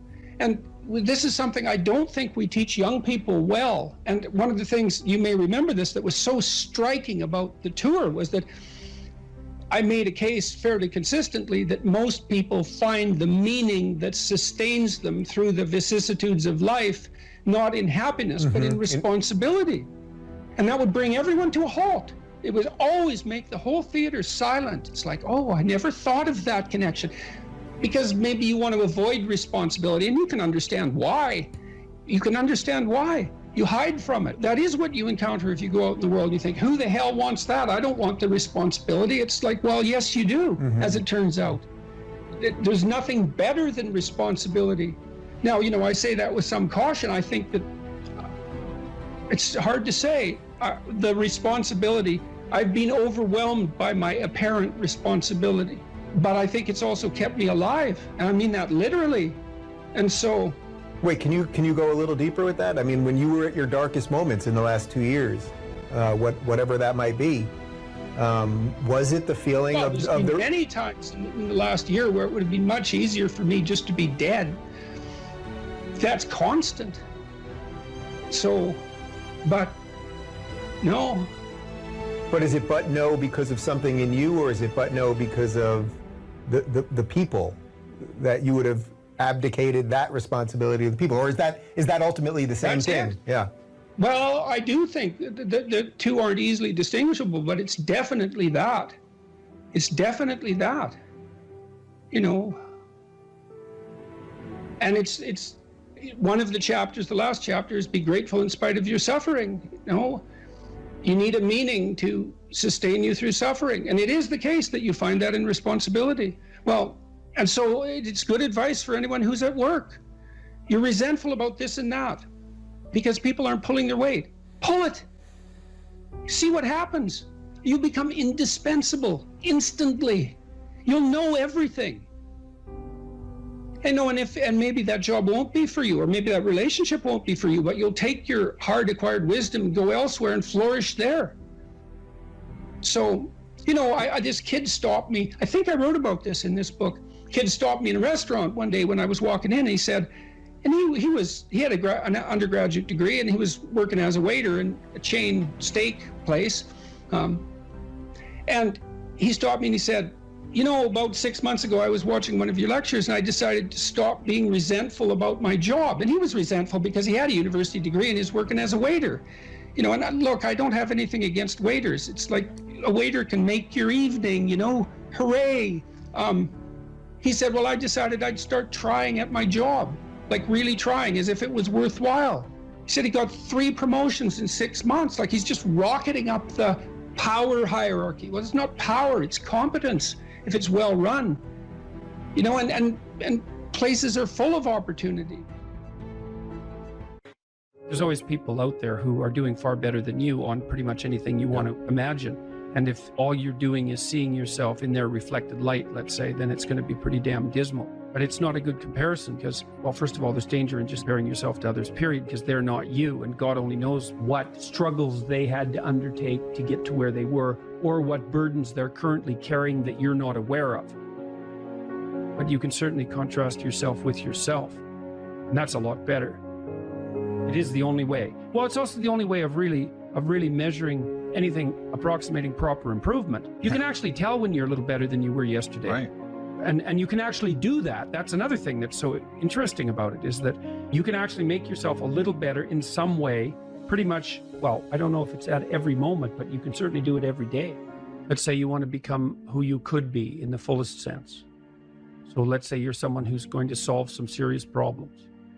Okay, the first thing you have to do is admit to the seriousness of the problems. That's no joke. And so the first thing is just the terror of the problem itself. And that's enough to paralyze me. And that's the Hydra, that's the Gorgon with the head of snakes. It'll paralyze and turn you to stone. That's the basilisk in the Harry Potter series. Mm-hmm. You look at it and it turns you to stone and lurks underneath everything, right? And it's malevolence and tragedy. And so there's that. And then the next is, well, you're going to take responsibility for that? You're really going to do that, are you? That's a hell of a load, man. And so it's daunting to even consider that. And then there's the discipline and responsibility that necessitates, which is also daunting. It's like, oh my God, the problem's that serious. I'm really going to have to get my act together in order to not contribute to it, much less solve it. And so the problem is terrible. And then the solution is daunting.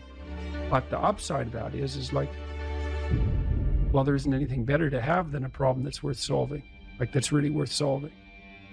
Right. And so the more of that you take on, the more you have a reason to get out of bed in the morning, no matter what.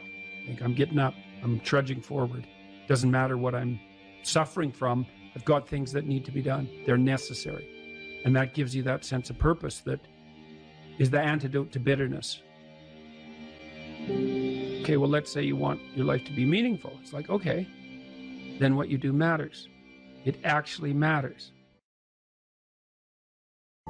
Or how starting to clean up the room changed their life. That's quite fun because it's something I always tell people to do instead of going out and protesting.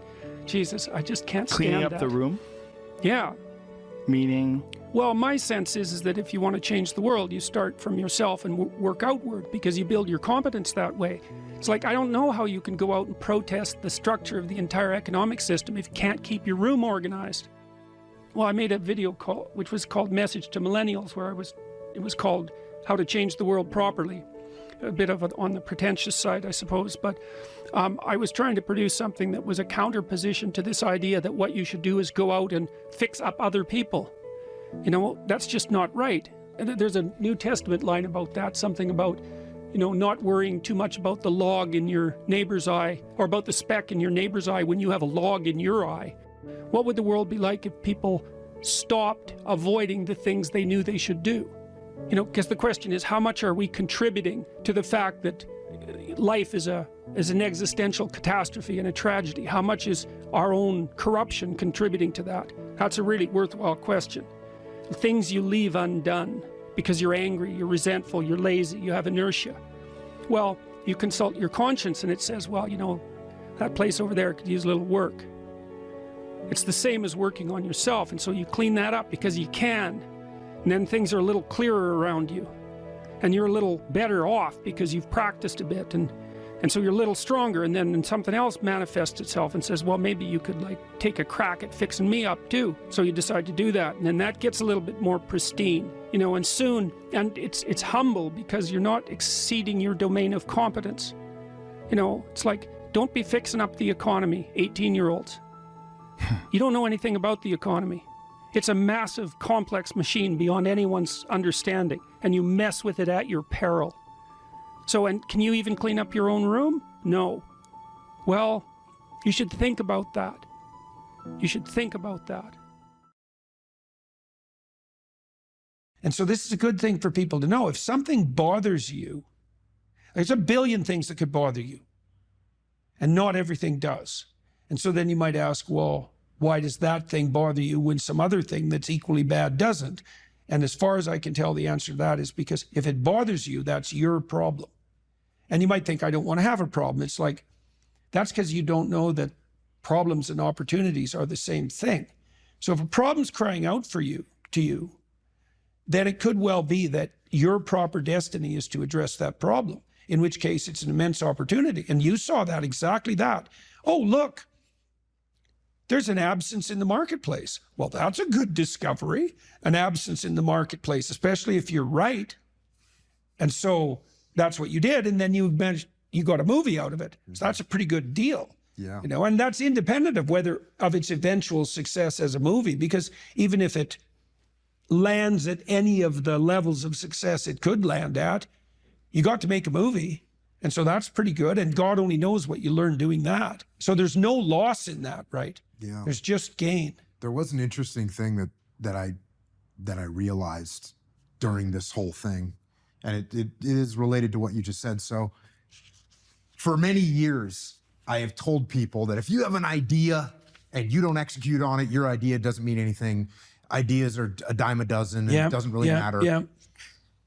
And what I realized in making this movie is that I was actually wrong. Okay. Because if an idea, it's worthless if you don't execute it on it. I get that. But the actual idea that if you have an idea, if you have an idea and it's good, Yeah. you can't even put a price tag on that thing. And that's why when you look at Hollywood makes a bunch of what are they called? Like reruns of the same movies, right? Yeah. There's a reason for that. They have all this money to throw at ideas, and they just go, well, you know what? Make the superhero movie again, make the space movie again. They just make the same movies often over and over again.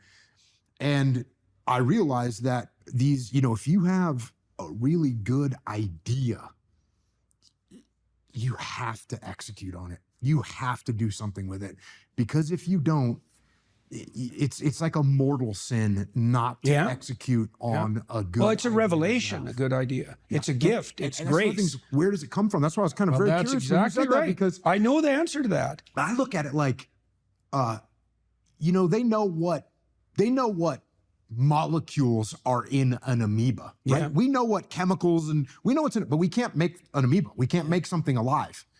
And just like in a movie or a book or a song, they know, you go to Nashville, they know what notes make a hit song, but they can't just produce a hit song. They can put all the chemicals in there, but they can't bring it to life. And so there is, just like there's something special about life, there's a spark that we don't understand. We can't fabricate it. We cannot fabricate that spark in life. And we can't, as far as I can tell, we can't fabricate that spark of an idea. Okay, so there's a bunch of things that come off that. So one of the things I realized, so I've done a lot of lecturing again this year. I don't know how many different cities we went to, 60 or 70, over the last 8 months, maybe more than that, a lot. And I have a chance to develop my ideas every night. One of the things I came to understand more clearly was, this is a very cool thing, and it's relevant to what you just said, is that the spirit of your aim, you could say, answers your prayers or informs your thoughts. And it has to be that way because thought is a navigation tool, right? You set an aim, and then your perceptions line up so you can see your way forward, but your thoughts and your emotions also aid that, because you want to get there, let's say.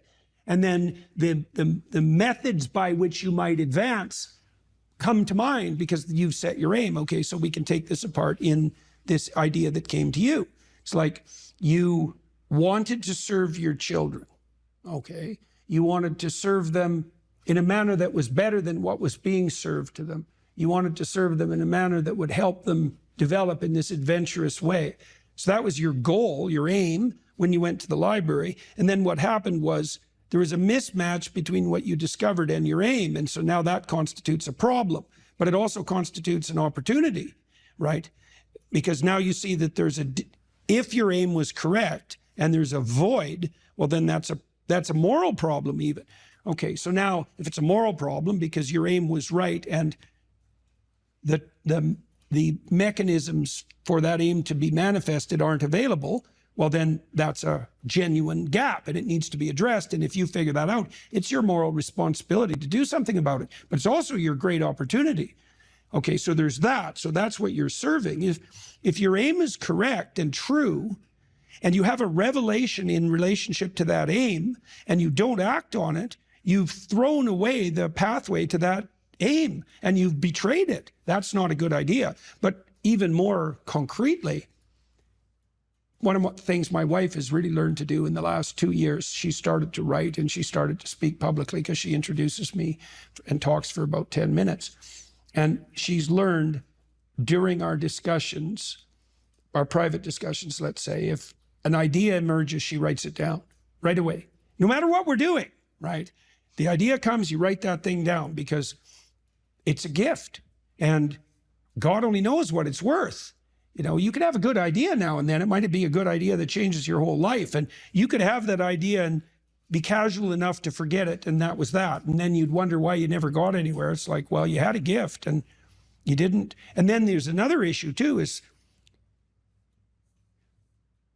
the things that meet with reward grow.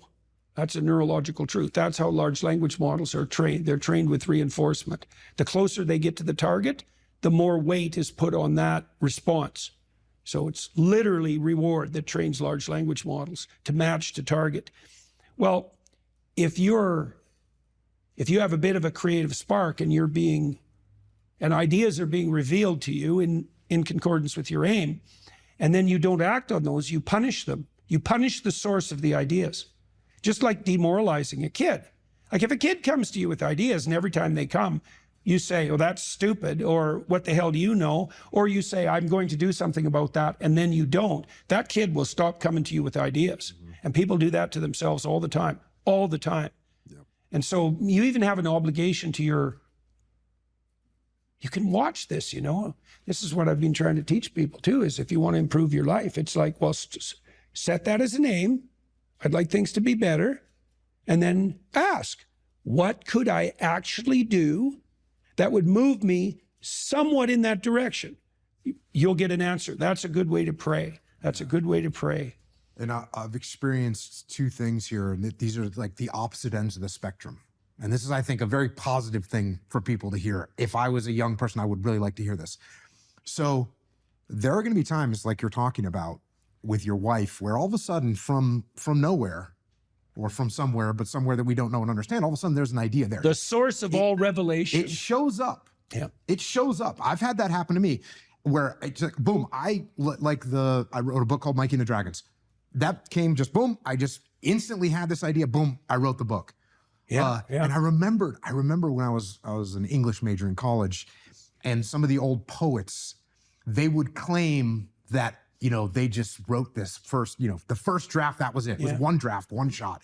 And there was sort of rumors about these that's not really happened. They found their notes. They'd written a bunch of drafts. But sometimes it's true. Sometimes you will get that inspiration, it'll come and boom, you're done. Yeah. So you can sit around and wait for that. I don't recommend waiting for that, though. It may or may not come. Yeah. We can't control that. The other side of the spectrum, which I've also had this happen to me, and my silly term that I came up with for it is squeezing your brain. You have to like squeeze your brain and squeeze something out of it. And what I like is this idea, just to come full circle a little bit here. You know, I had this thing where I wanted to have lessons for my kids that they could read in a book. Yeah. And so I have that. There's my aim, what you would call an aim. Yeah. Well, I didn't immediately say, oh, okay, what I can have as a kid that's going through kind of kid problems and his uncle who's a Navy SEAL can come and stay with him for the summer and he can teach him. I didn't have that. And I definitely didn't have the nuances of like, oh, he can get bullied by this kid. And he can times say, that fills in. Right. But I squeezed on my brain and thought, what would be a good, and then all of a sudden, boom, you just start, you find your path and the story will come or the idea will come. And well, that's part of that discipline striving. Like I learned when I first started writing, I forced myself to sit and write every day. And some days I was highly productive and other days I wasn't so productive. But every day, if I sat long enough, I was a little bit productive. And then I got better at being productive and much better at not delaying sitting down. That took a long time, really years to really get disciplined. I'm still learning that discipline, right? I mean, how long do you write for at a time? I max out about 3 hours. Okay. I find that if I write more than 3 hours continually, I get exhausted. So 3 hours is about right. And I've learned tricks like at the end of the writing session, write down what you're thinking so you can use that the next day and do it every day and so on. And I've got to the point now where I can write a newspaper article, a good newspaper article, pretty much in one draft, but that's taken 35 years of writing to manage that. But I learned early that if I sat long enough, I would write something that would be valuable, right? And some days it took like 45 minutes to get warmed up so that, you know, all of everything I wrote was just painful to produce and not of very high quality. But if you persist, the thing that persistence, that's the other thing that's kind of interesting neurologically. You know, I already said if you punish the source within you that gives rise to ideas, it will stop producing ideas. So that's a bad idea. But it's also the case that you want to make being creative the victor over all the competing pulls and temptations. And partly what you're doing when you're disciplining yourself is that.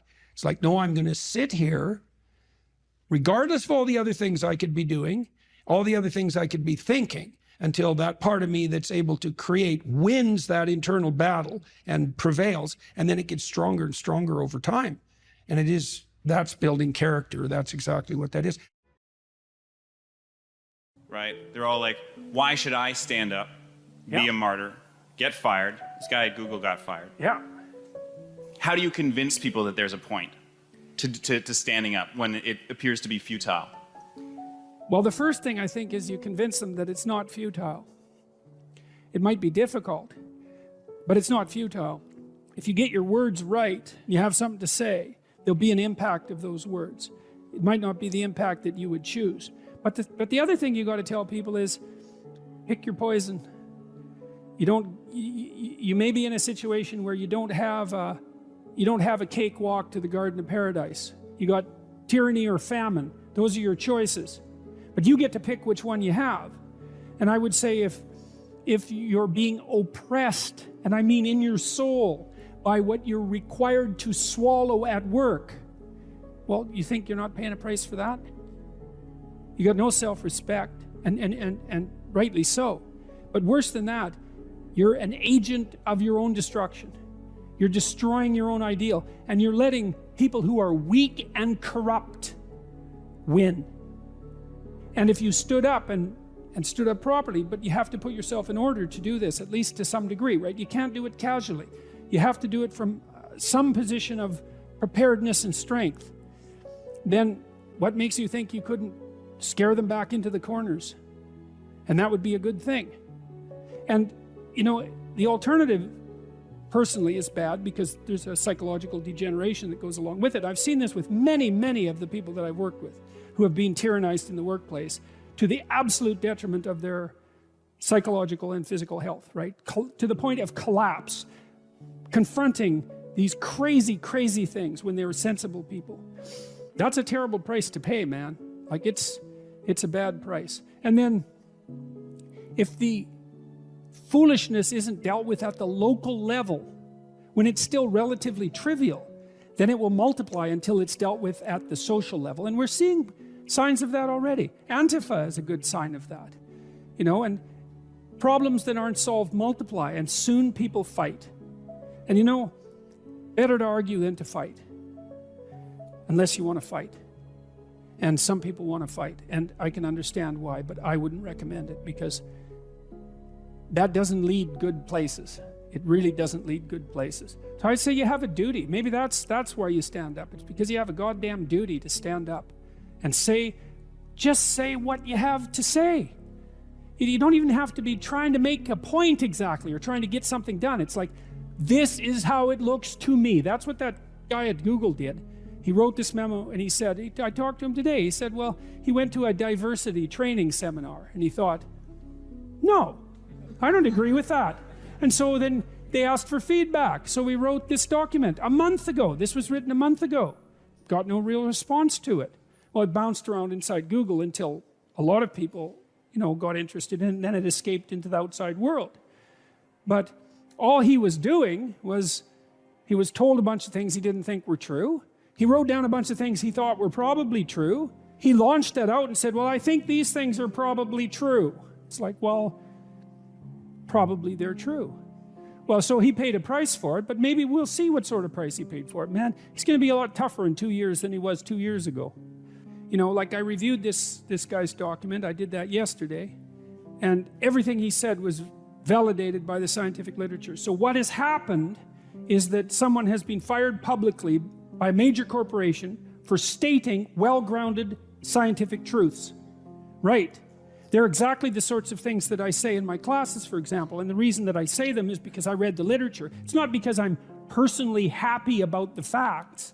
I think IQ research particularly is so dismal that you can't possibly read it without being seriously disheartened. If I could reconstruct the world so that the IQ research wasn't true, well, it'd sure be tempting, But that's not how science works. Science doesn't tell you what you want to hear. It just tells you the way it bloody well is. And he got pilloried for revealing a good fraction of current scientific knowledge about gender differences. Okay, that's not good. And as you said, that's a big company and it controls our communication.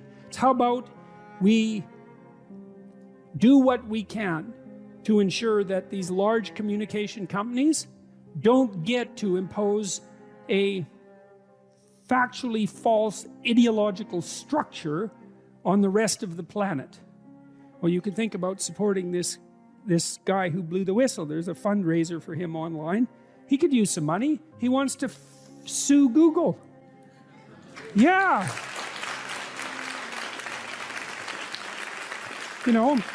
Maybe we could let them know that hiring a human resources director who's also concerned with equity is probably not a good idea for a capitalist company.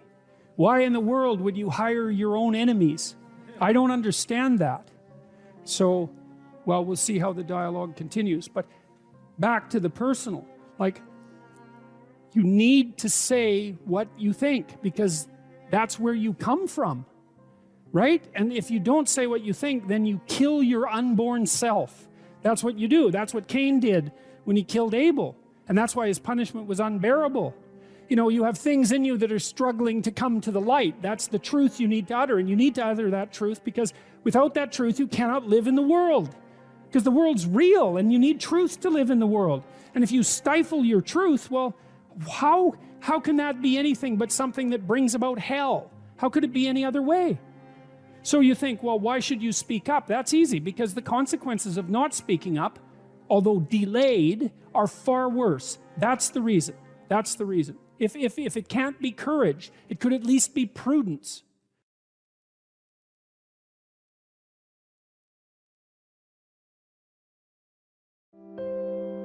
For the first time in my life, really, I believe this to be the case, conservatives really have something to sell to young people. And they can sell the meaning of responsibility. Because young people are bereft of meaning. And most people find meaning in responsibility.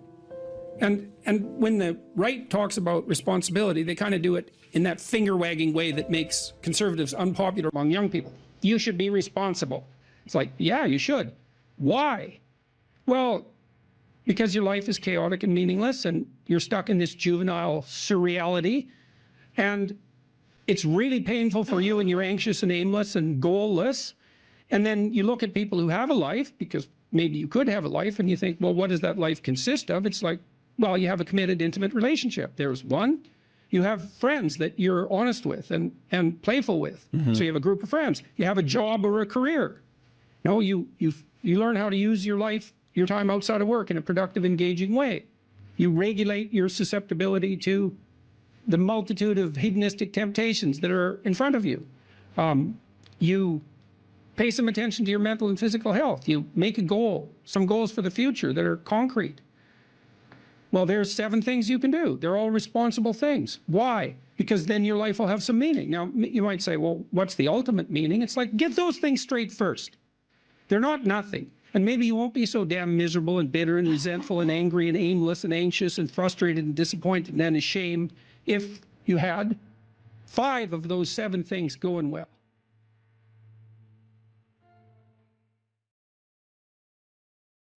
This is one of the great stories of mankind, and it's not, this isn't the only variant of this story.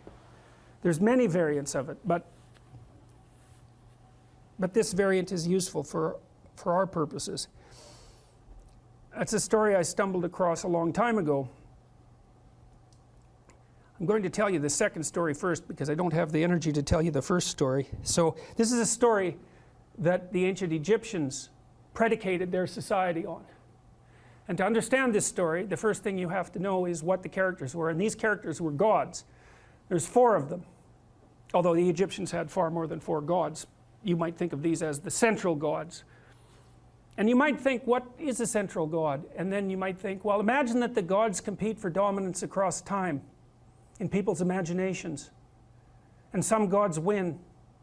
And they occupy the primary position of dominance in the hierarchy, in the dominance hierarchy of gods. And those are ideals. And ideals compete across time for dominance. And they're embodied. And so when diverse tribal people come together, they throw all their gods into the ring and they fight across time, and something emerges as a victor. And that's the emergence of monotheism out of polytheism. And it parallels the development of a unified morality within each of us as we develop across time. And the God that emerges as dominant across time bears a substantial resemblance. Imagine you have a set of gods in this locale that are competing across time, and something emerges as dominant. And then over here you have another set of gods that compete across time for dominance, and something emerges. You'll see major commonalities across the 2 things that emerge. And the reason for that is because the process of emergence that gives rise to both of them is similar in both situations. And that's part of what accounts for the cross-cultural similarity of high-order religious ideas. All right, anyways, you need to know the characters. Osiris. Osiris is the old king. He's Dumbledore for all intents and purposes. He's the old king. He's the spirit that established the Egyptian state when he was young. He was a great hero, but now he's old. And he's archaic and he's willfully blind. That's Osiris. He has a brother, Seth. Seth is Set. And Set is Satan, because the word Satan comes from the word Seth and Set via the Coptic Christians. So he's a precursor to the Western idea of Satan. You have Isis. Isis is queen of the underworld, and Isis was the goddess of a religious structure that prevailed across thousands and thousands of years. Isis. And you have Horus. Horus is a falcon, and the Egyptian eye. Everyone knows that eye, right? The eye with the open pupil. That's Horus. And Horus is a falcon because falcons can see way better. They can see better than us. They can see better than anything else except for perhaps eagles. And they fly above everything. Zazu in Lion King is Horus, right? And Mufasa is Osiris. And Scar is Seth. And there's no specific representation of Isis, but the closest there is in that story is probably the queen of the hyenas that's played by, who's the actress? Yes, Whoopi Goldberg, that's right, because she's like the queen of the underworld, right? She's the queen of the hyenas that live out among the death. But, okay, anyways, Seth, Osiris, Seth, Isis, and Horus. Here's how the story goes. Osiris is a great king. He established the Egyptian state. You could think about him as the embodiment of Egyptian custom and tradition.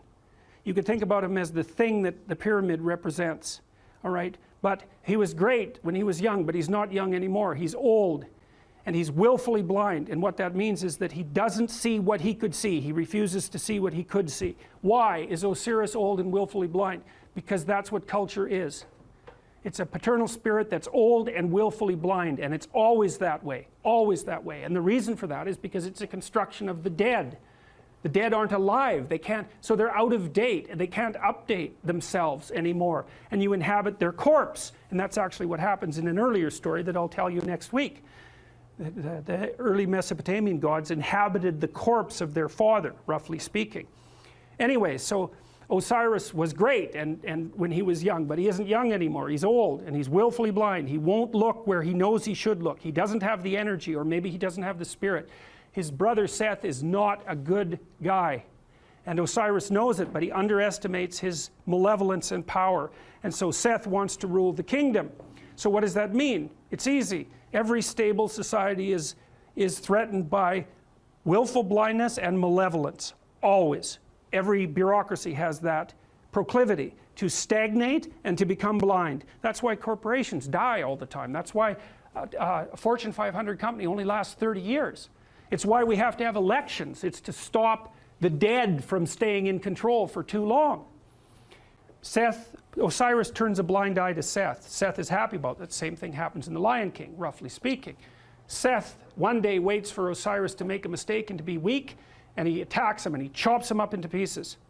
And he distributes the pieces across the entire Egyptian state. In fact, the Egyptians regarded their provinces as pieces of Osiris's body.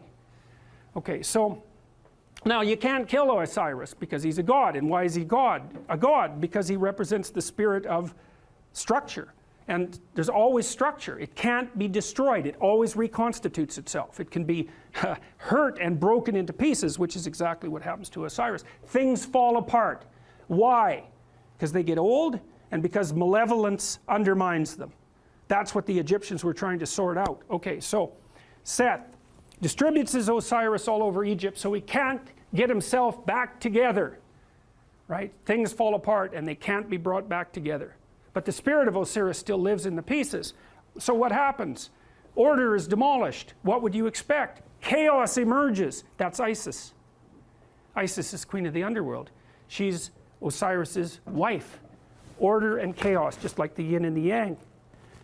Order collapses, up comes the queen of the underworld. She's looking for order. Chaos cries out for order. She's looking for order. She goes all around Egypt trying to put Osiris back together. It's a state of chaos. She finds his phallus. She makes herself pregnant with it. And what does that mean?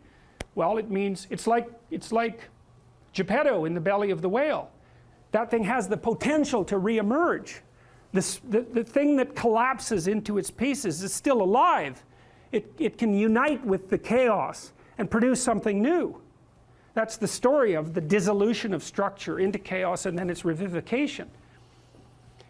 Isis makes herself pregnant. She goes back down to the underworld. She gives birth to Horus. Horus is the Egyptian eye. He's the son of the great father and the great mother. He's a messianic figure. And in fact, much of the mythology that described Horus was extracted without much modification and then attributed to Christ. Very much, and you can read about the parallels. You can read about it online if you want. But there's any number of parallels. And of course, there is the mythology that the Jews came out of Egypt, and of course the Christians emerged from the Jews. And so there was a tremendous influence of Egyptian thinking on the development of these later ideas. And you see pictures of Isis with Horus on her lap that are virtually identical in content and form to the later pictures of Mary with the infant Christ. And that's the holy mother of God in the hero. It's not a Christian motif. It's far deeper than a Christian motif. It's a human motif. So Isis, queen of the underworld, gives birth to Horus, and Horus grows up outside the kingdom. Why? In the underworld. Because that's what human beings do. You're alienated from your culture. Always. Why? It's old and dead and corrupt. And so that leaves you growing up in chaos. What would you call? Alienated from your fundamental culture. That's the story of adolescence. Horus grows up. He can see. That's what differentiates him from Osiris. That's why he's a falcon. He goes and has a fight with Seth. And now the difference between Osiris and Horus is that Horus does not underestimate Seth. He knows exactly what he's up against. He goes and has a terrible battle with him, trying to get his kingdom back. Something else that's echoed in the Lion King story. And while Horus and Osiris, or Seth are fighting, Seth tears out one of his eyes. Now why? Because Seth is the embodiment of destruction and malevolence. And no matter how conscious you are, if you encounter that, even voluntarily, the probability that it's going to damage your consciousness is extraordinarily high. That's why people don't do it. So the eye is torn out, but Seth is defeated, and Horus banishes him to the nether regions of the kingdom. You can't kill him. Why? Because the malevolent, destructive force that threatens states never dies. It's always there. You can only remove it temporarily.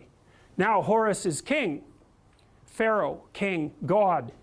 He's got his eye, and so you think, well, he's going to just pop that back in his head, and then he's going to be able to lead. He's going to be able to take his place at the uppermost pantheon of gods properly. But that isn't what he does. He takes his eye and he goes back to the underworld, just like Pinocchio going into the depths to rescue Geppetto. And down there is the spirit of Osiris, who's extant as a kind of half-dead ghost. And he gives Osiris his eye. Now Osiris can see. So what does that mean?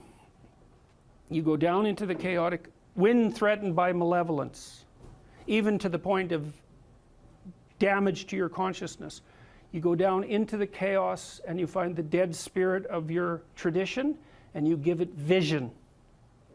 And so, provided with vision, Osiris regenerates, and then Osiris and Horus go back up to the world, linked together and rule jointly. And the Egyptians believed that the Pharaoh, who had an immortal spirit, was the embodiment of the conjunction of Horus and Osiris. And that's what gave him sovereignty. And so you think about how brilliant that is. The Egyptians are trying to puzzle out who should lead, who should be Pharaoh, and what do you have to be if you're going to be Pharaoh in order for things to work. You have to be awake to malevolence and chaos, and you have to embody your tradition. And that puts you at the highest pinnacle of the dominant structure.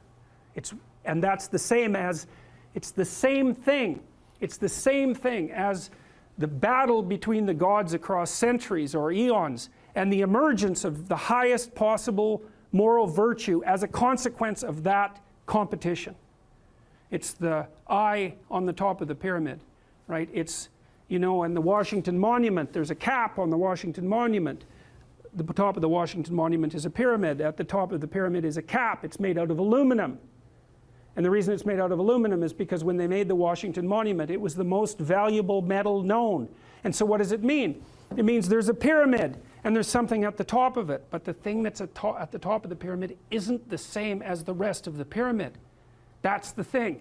The pyramid exists. There's a dominance hierarchy. Something climbs up to the top, but it's not just at the top of one pyramid. It's at the top of all of them. The thing that rises to the top of any given pyramid is the same thing that can dominate all pyramids. It isn't good enough to be the best at a dominance hierarchy. What you want to be is the best at the set of all possible dominance hierarchies.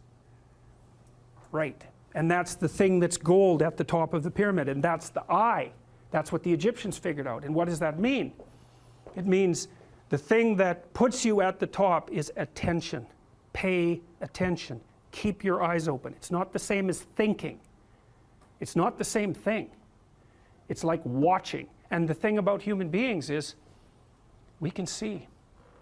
We can see better than any other creature except birds of prey.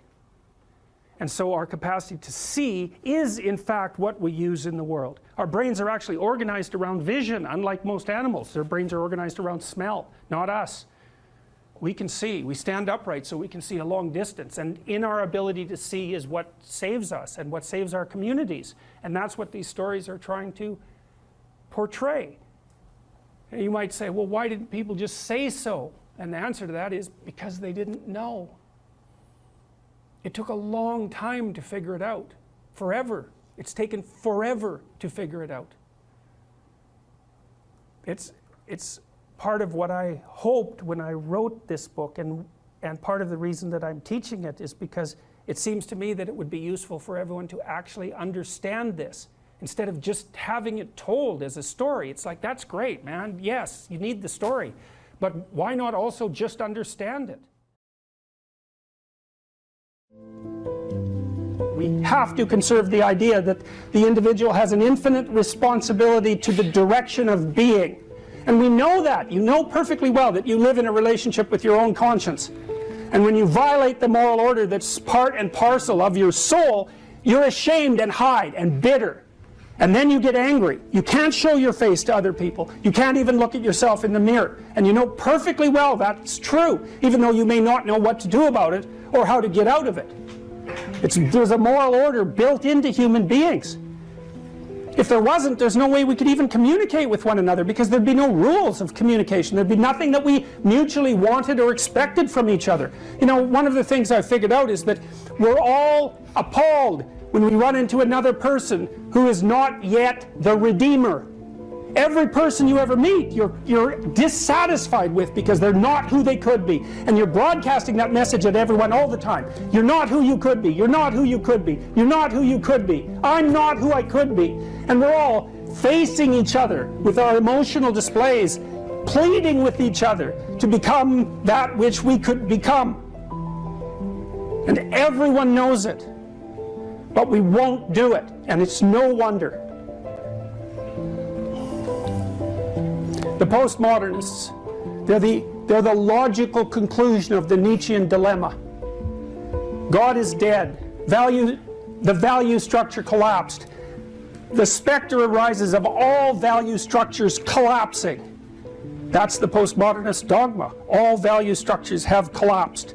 They're only there for the purposes of exclusion. They have no intrinsic value. It's a very, very powerful argument. That's why it dominates the universities. That and the fact that it allows people to dispense with their moral responsibility, which is something that's never discussed by the postmodernists. But you have to give the devil his due. What's the problem with postmodernism? Well, if all value structures have collapsed, then there's nothing to do. Because in order to do something, one thing has to be better than another, because otherwise, why do it? And so people who are ensconced in the postmodern tradition are undermined by their own philosophy. They can deconstruct their own deconstruction, in which case they might as well just sit there and do nothing, which would actually be preferable to what they're doing now. So how do they extract themselves from that dilemma? They do it illogically, but they don't care. Because the postmodernists, first of all, don't believe in logic. That's a reflection of the logos, which they've dispensed with. Dialogue they don't believe in, because that's a reflection of the logos, which they've dispensed with. Logic and dialogue are irrelevant. Well, that does bring up the problem of what to do. Well, the postmodernists finesse that by reverting to the Marxist doctrines from which postmodernism emerged. And so they say, well, yeah, you can't get any direction from postmodernism, but we're not going to worry about that because we don't worry about such things. What we'll do is just use sleight of hand to push forward the communitarian doctrines out of which our original hypothesis emerged. And everyone says, well, we'll turn a blind eye to the paradox because we actually need something to do. And plus, to the degree that we're communitarian, we can take out our nihilistic resentment and arrogance and ingratitude on every single person we deem to have something more than we have.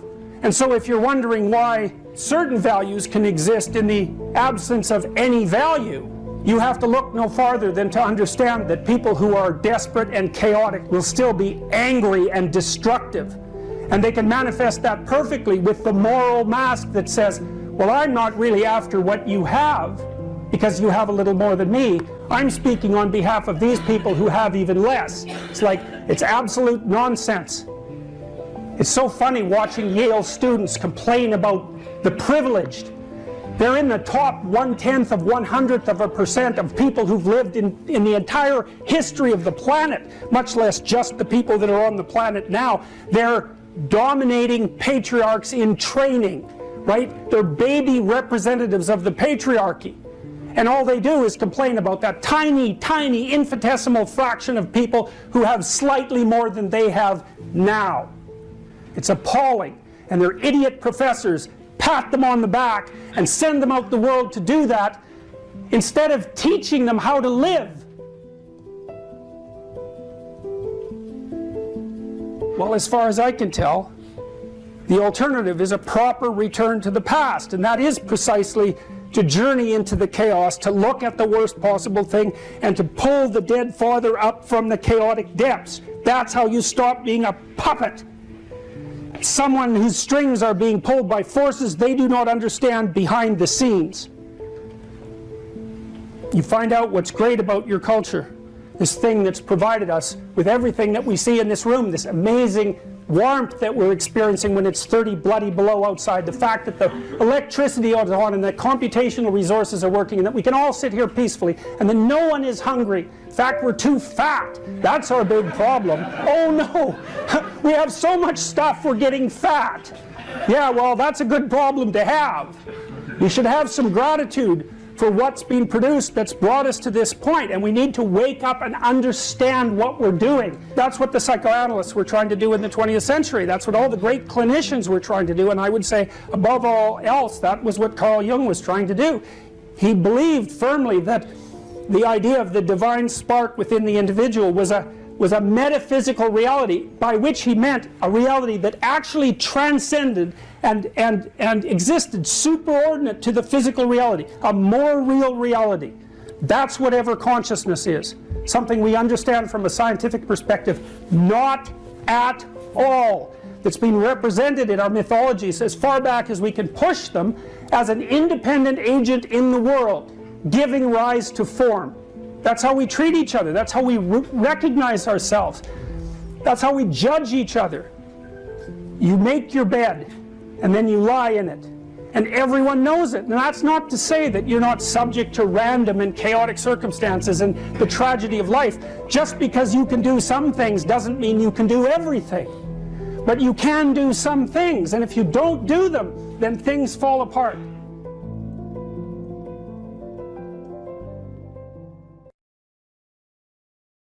The Greeks had the maxim, know thyself. How do we come to know ourselves in terms of our personalities and, more importantly, potential? Well, one of the first ways to come to know yourself is to understand that you don't. You know, you can learn to kind of watch yourself like you're watching a stranger. You have to adopt a position. It's a position of radical humility, I would say. Humility in two senses. So one sense would be the humility of recognizing your ignorance. So you have to understand that you don't know who you are. That's not easy to understand because you think you know, but then, you remember you can't control yourself very well. You're not very disciplined. You're full of flaws. Maybe you don't know yourself as well as you think, but it's hard to get low enough to understand how deeply it is the case that you are ignorant about who you are. Now, there's an upside to that too, which also is that you're also ignorant about who you could be. And so the discovery of that, is some reward for the horror of determining who you actually are. And then I would say, well, then you watch yourself. You watch yourself like you're watching a stranger. You watch what you say and you listen. And you think, well, what sort of person would say that? And how am I reacting emotionally when I'm communicating in that manner? Is that making me feel stronger or weaker? Is it filling me with shame? Is it helping my confidence? Am I laying out a lie? Am I deceiving myself and other people? Am I adopting this personality at parties that is designed to impress and to amuse, and it comes across as nothing but self-centered narcissism? What are my dark fantasies? What are my aggressive fantasies? what is it that I'm willing to do? What am I interested in, so that I'll spontaneously pursue it? What do I procrastinate about and why? What am I unwilling to do? What do I think is good? What do I congratulate myself for accomplishing? And what do I berate myself for failing to confront and to implement? Those are all incredibly complicated questions, and you don't know the answers to them. So that's a start. And then in terms of potential, well, you'll discover a little bit more about your potential as you discover who you are, especially the darker parts of yourself, because then you discover your potential for mayhem. There's some real utility in that. It's actually something that strengthens you, because the first thing that a realization like that can in fact produce is the ambition to incorporate that dangerousness into a higher order personality. And that can make you implacable. That can make you someone who can say no when you need to say no. You know, that can make you someone who won't avoid necessary conflict. And so that's unbelievably useful. And so that's one of the potentials that you might discover. The other thing you do to discover your potential is to, well, you challenge yourself. You know, it's like rule 4 in my book, 12 Rules for Life, is compare yourself to who you were yesterday and not to who someone else is today. And that's kind of a good way to start this. It's like, well, take a bit of a look at yourself and think about what's not so good that you could improve, that you should improve by your own standards, and that you would improve, you know, and set yourself a little goal. You know, maybe you're not studying at all at your university, or maybe you're at work and you've got this stack of paper there, you know, and you haven't looked at that damn stack for like a month, and you know that you should be, and you're bothering yourself at night because you're avoiding that. You think, well, I've avoided that stack of paper completely for 1 month. I'm quite a coward when it comes to whatever snakes might be hidden in that stack of paper.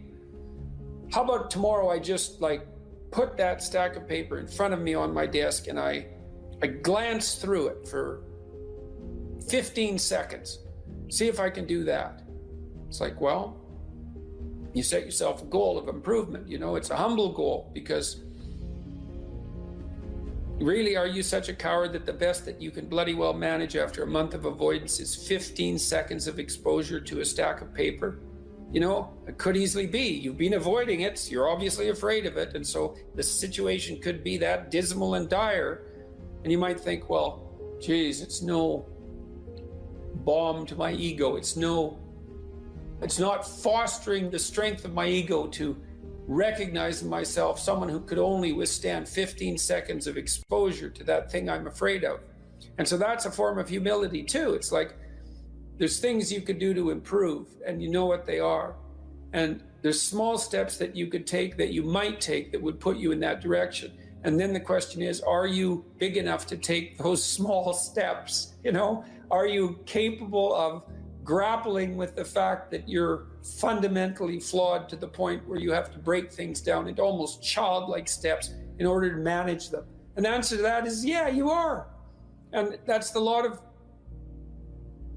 I don't know if it's the lot of everyone. Most people have things they avoid, you know, and they're afraid of. So I would say to some degree, it's the lot of everyone. People vary in the degree to which they've conquered that. And you do meet people from time to time who are extraordinarily disciplined. But most of the time they've got disciplined in exactly this manner. It's through slow incremental improvement. And then you challenge yourself. It's like, well, could I do this? That would be better. Then you find out, and then you think, well, is there something slightly larger and more challenging that I could do that would be better? And you try it and you find out. And as you try it and you find out, generally you get better at it, and you can take on larger and larger challenges. You know, you take responsibility for yourself. That's part of standing up straight with your shoulders back. It's like, take on the world, man, but only at the level that you can manage. You know, when you're ignorant and biased and deeply flawed and immature, it's where everyone starts. You don't want to bite off more than you can chew, but it doesn't mean that you can't wrestle with part of reality. You know, some part that's small enough so that you have a good shot at victory. And to put yourself together, this first steps towards that is to allow yourself to be a fool, right? It's because you don't know what you're doing. You have to admit that. And there's going to be a loss of ego or destruction of ego, arrogant ego that necessarily accompanies that. But you need the loss of that arrogant ego because it's precisely what's interfering with your movement forward. You know, it's part of the adversarial process, mythologically speaking, that stops moral progress. You're too proud of who you think you are to notice what you're like so that you could change properly. You don't want to sacrifice that part of yourself. It's probably associated with some delusion that helps you maintain a positive, although very fragile self-image, you know, in the absence of genuine effort. It's not to be recommended. You know yourself by watching and paying attention. It's watching like you're a snake. A snake watches like cold-bloodedly, with no emotional reaction, just to see what's there. It doesn't allow, symbolically speaking, doesn't allow what is wanted or desired to interfere with what is observed. So you watch yourself like that, as if you don't know who you are. Well, that's the beginning. And then you challenge yourself continually to see how far past yesterday you can push today and tomorrow, and to continually experiment with expanding the domains not only of your competence, but of your ability to increase that competence. And the upper limit to that is proportional to the moral effort that you put into it. The more that's guided by the highest of all possible visions, right? The alliance with the highest of all possible conceivable good. And the more it's accompanied by truth in speech and action, the more you will develop your potential. And you also, I suppose, have to be willing to undertake that as an adventure, because it's a hell of a thing to bear that kind of responsibility. It takes a person out of the ordinary. It takes them out of themselves. And there's an alienation and an isolation that goes along with that, and a great sorrow, all of that together. But there's deep meaning to be had in it, and there isn't anything better that you can do. So that's the answer to that question.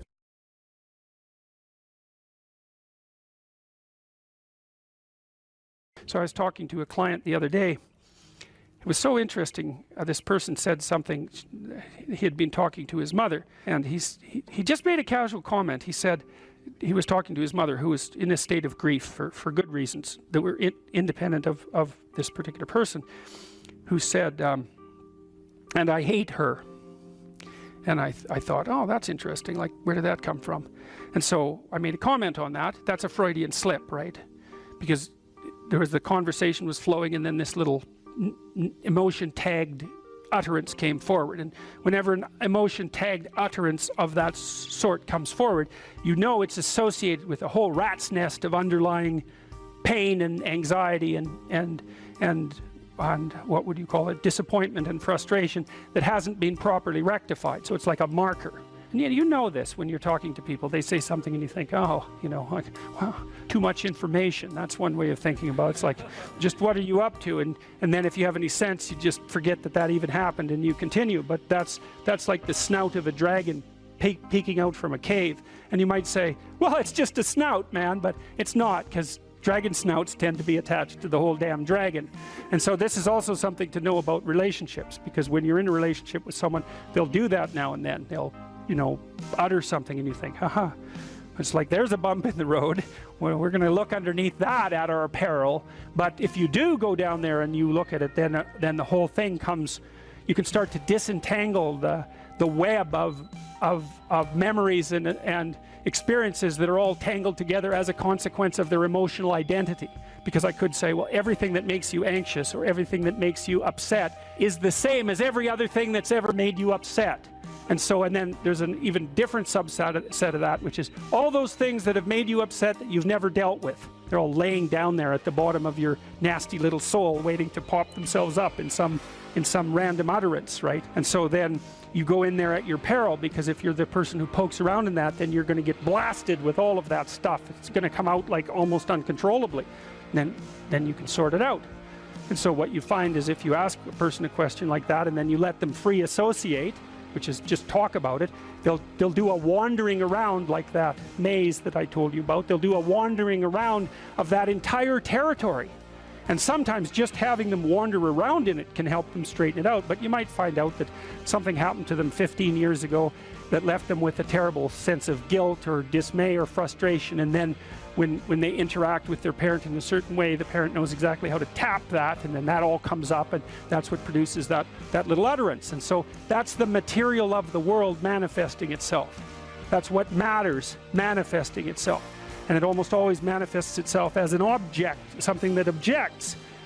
We're having a conversation. It's going quite well, no problem. There's a bump in it. There's an emotional disjunct, right? Now we're no longer in the same place at the same time. We're no longer playing the same game. So then I might say, okay, well, let's open that up and see what's behind it. Well, and the question is, what's behind the game you're playing? And the answer to that is all the world that you're ignoring, always. So when imagine that, think about it this way. You're trying to do well in a class and you get a bad grade. Okay, so you're in this little frame, you want to get a good grade, that isn't happening, you got a bad grade. Okay, what is it that's manifesting itself as the bad grade? Well, you could say, well, it's a C- on a piece of paper. It's like, well, that's, really? No. That's the objective manifestation. You got a piece of paper with a C-. The value-free proposition is that you've been delivered a piece of paper with a curve on it and a little, negative sign. Well, you say, well, that's what that is. Well, it's as dopey as thinking, well, here you got your failing grade, you go into the lab and you weigh it on a scale, and then you burn it and see what it was made of. It's like, well, why did I get so upset about that? It's just paper. It's like, no, that's not just paper. It's an entity that exists in a web of connections. The fact that it's signified by paper is almost completely irrelevant. What is it? The answer is, you don't know. And that's why when you pick it up, you get this paralyzed sinking feeling, because your limbic system is a lot smarter than your perceptual systems. And your perceptual systems say, well, that's a piece of paper, and your limbic system says, nah, for sure, dragon. Right. And so then you're sweating, and then maybe you put it away and you go play video games because, better the hypothetical dragon than the real dragon. And so instead you pull out the piece of paper maybe and you think, okay, why did I get this C-? Well, that's a hell of a question, isn't it? It's like, maybe you're stupid. Well, that could be, or at least stupid compared to who you think you are. Like that's the real horror that's lurking there, right? It's like, oh, I thought I was kind of smart. That's a proposition of the highest order. I thought I was kind of smart. It's like, yeah, well, what about this C-? It's like, well, that goddamn professor, right? That's the first thing. I've been attacked by a predator. That's the first response, right? So it's a nonsensical message. It's just delivered by someone evil and predatory. Well, that's, possible, but I wouldn't go there. I wouldn't go there first necessarily. So, but then say you don't go there. Okay, well, so what is this exactly? Do you not know what you thought you knew? Are you not who you think you are? Do you not work hard enough? Are your values not organized properly? Do you misuse your time? Are you in the wrong field?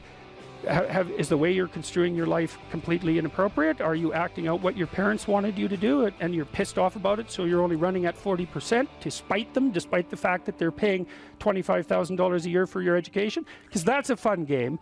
Yeah, I'll go do what you want me to do, but I'll fail. But not completely, because then that wouldn't cost you very much. I'll just fail a little bit so that you have to spend all that money forcing me to do what I don't want to do, but you'll never get to escape from it. And then every time we interact, I'll stab you in various ways that you don't quite understand, just to show you how irritated I am that I happen to be acting out the destiny that you've put forward for me.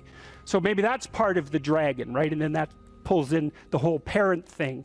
And these are bottomless pits often. When you're in the world and something objects to you, something that matters objects to you, then in the entire unrealized world is in that thing that objects. It's all tangled up inside it. That's why it's the great dragon of chaos. It's everything that's outside of your conceptual structure. And what is that? It's everything that lurks outside of your walled city.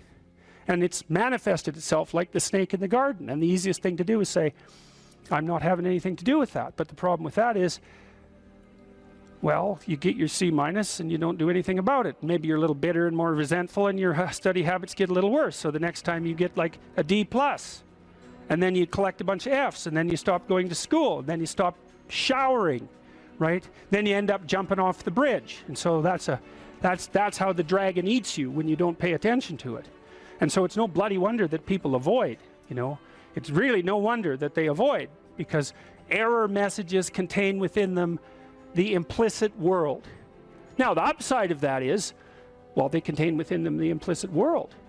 And the world isn't all negative. And so maybe you get your C-, and that's actually the best gift you ever got, because somebody finally took you and went, whack, you know, clue in. And so you take that apart and you think, oh, I don't know how to write. I don't know how to think. I've never read anything in my life. My study habits are abysmal, you know, like maybe I'm working at 2% efficiency, which is probably, I would suspect that, you know, some of you aren't doing that, but I bet there's 30 to 50% of the people in the room are working at 2% efficiency. It's like, to find that out is so optimistic. I mean, if you're barely hanging in there, but you're only working at 2%, you might imagine what you could have as a life if you're working at like 50%. So the C- can be the best gift you ever had, and that's the gold that the dragon hoards, right? That's exactly what that means. But the young men really need to hear this more, I think, is that you should be a monster. You know, because everyone says, well, you should be harmless, virtuous. You shouldn't do anyone any harm. You should sheath your competitive instinct. You shouldn't try to win. You know, you don't want to be too aggressive. You don't want to be too assertive. You want to take a back seat and all of that. It's like, no. Wrong.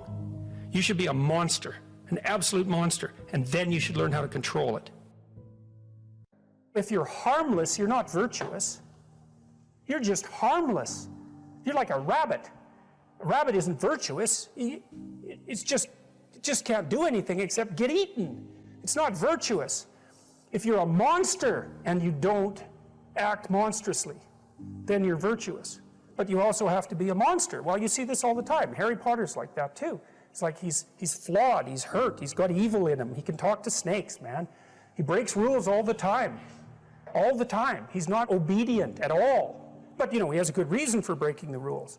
And if he couldn't break the rules, him and his little clique of rule-breaking, you know, troublemakers, if they didn't break the rules, they wouldn't attain the highest goal. So it's very peculiar, but it's a very, very, very, very common mythological notion. You know, the hero has to be a monster, but a controlled monster. Batman is like that, you know. I mean, it's everywhere. It's the story you always hear. Someone who is incapable of cruelty is a higher moral being than someone who is capable of cruelty. And I would say, and this follows Jung as well, that that's incorrect, and it's dangerously incorrect, because if you are not capable of cruelty, you are absolutely a victim to anyone who is. And so part of the reason that people go watch anti-heroes and villains is because there's a part of them crying out for the incorporation of the monster within them, which is what gives them strength of character and self-respect, because it's impossible to respect yourself until you grow teeth. And if you grow teeth, then you realize that you're somewhat dangerous, or maybe somewhat seriously dangerous, and then you might be more willing to demand that you treat yourself with respect and other people do the same thing. And so that doesn't mean that being cruel is better than not being cruel. What it means is that being able to be cruel and then not being cruel is better than not being able to be cruel. Because in the first case, you're nothing but weak and naive. And in the second case, you're dangerous, but you have it under control. And you know, a lot of martial arts concentrate on exactly that as part of their philosophy of training. It's like, we're not training you to fight. We're training you to be peaceful and awake and avoid fights. But if you happen to have to get in one, and I guess the philosophy also is that if you're competent at fighting, that actually decreases the probability that you're going to have to fight, because when someone pushes you, you'll be able to respond with confidence, and with any luck, and this is certainly the case with bullies, with any luck, a reasonable show of confidence, which is very much equivalent to a show of dominance, is going to be enough to make the bully back off. And so the strength that you develop in your monstrousness is actually the best guarantee of peace. And that's partly why Jung believed that it was necessary for people to integrate their shadow. And he said that was a terrible thing for people to attempt, because the human shadow, which is all those things about yourself that you don't want to realize, reaches all the way to hell. And what he meant by that was, it's through an analysis of your own shadow that you can come to understand why other people are capable, and you as well, of the sorts of terrible atrocities that characterized, let's say, the 20th century. And without that understanding, there's no possibility of bringing it under control.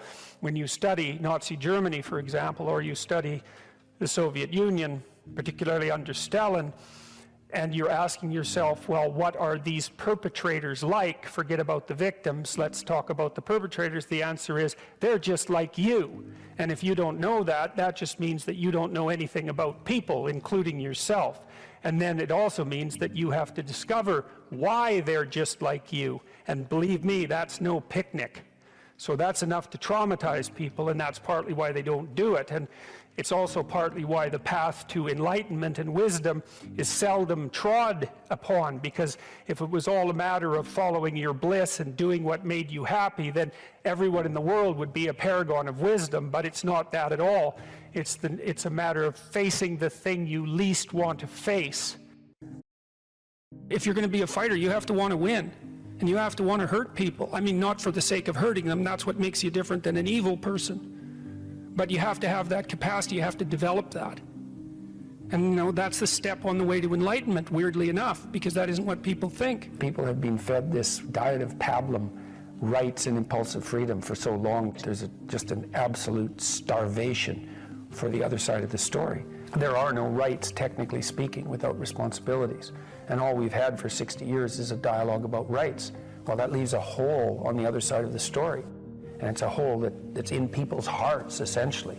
Because responsibility, well, perhaps that's not more important than rights. Like I said, they're part and parcel of the same formula. But it's in responsibility that most people find the meaning that sustains them through life. It's not in happiness. It's not in impulsive pleasure. Those things blow away at the first ill wind.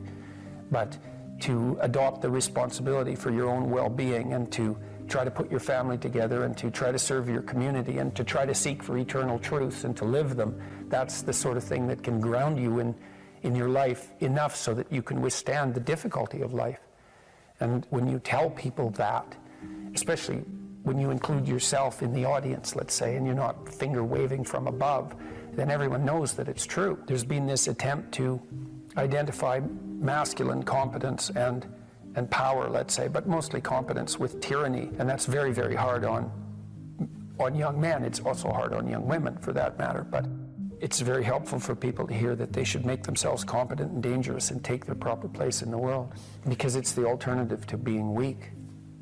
And weak is not good. The people who shoot up the high schools, they're weak. They're weak. And life is a very difficult process, and you're not prepared for it unless you have the capacity to be dangerous.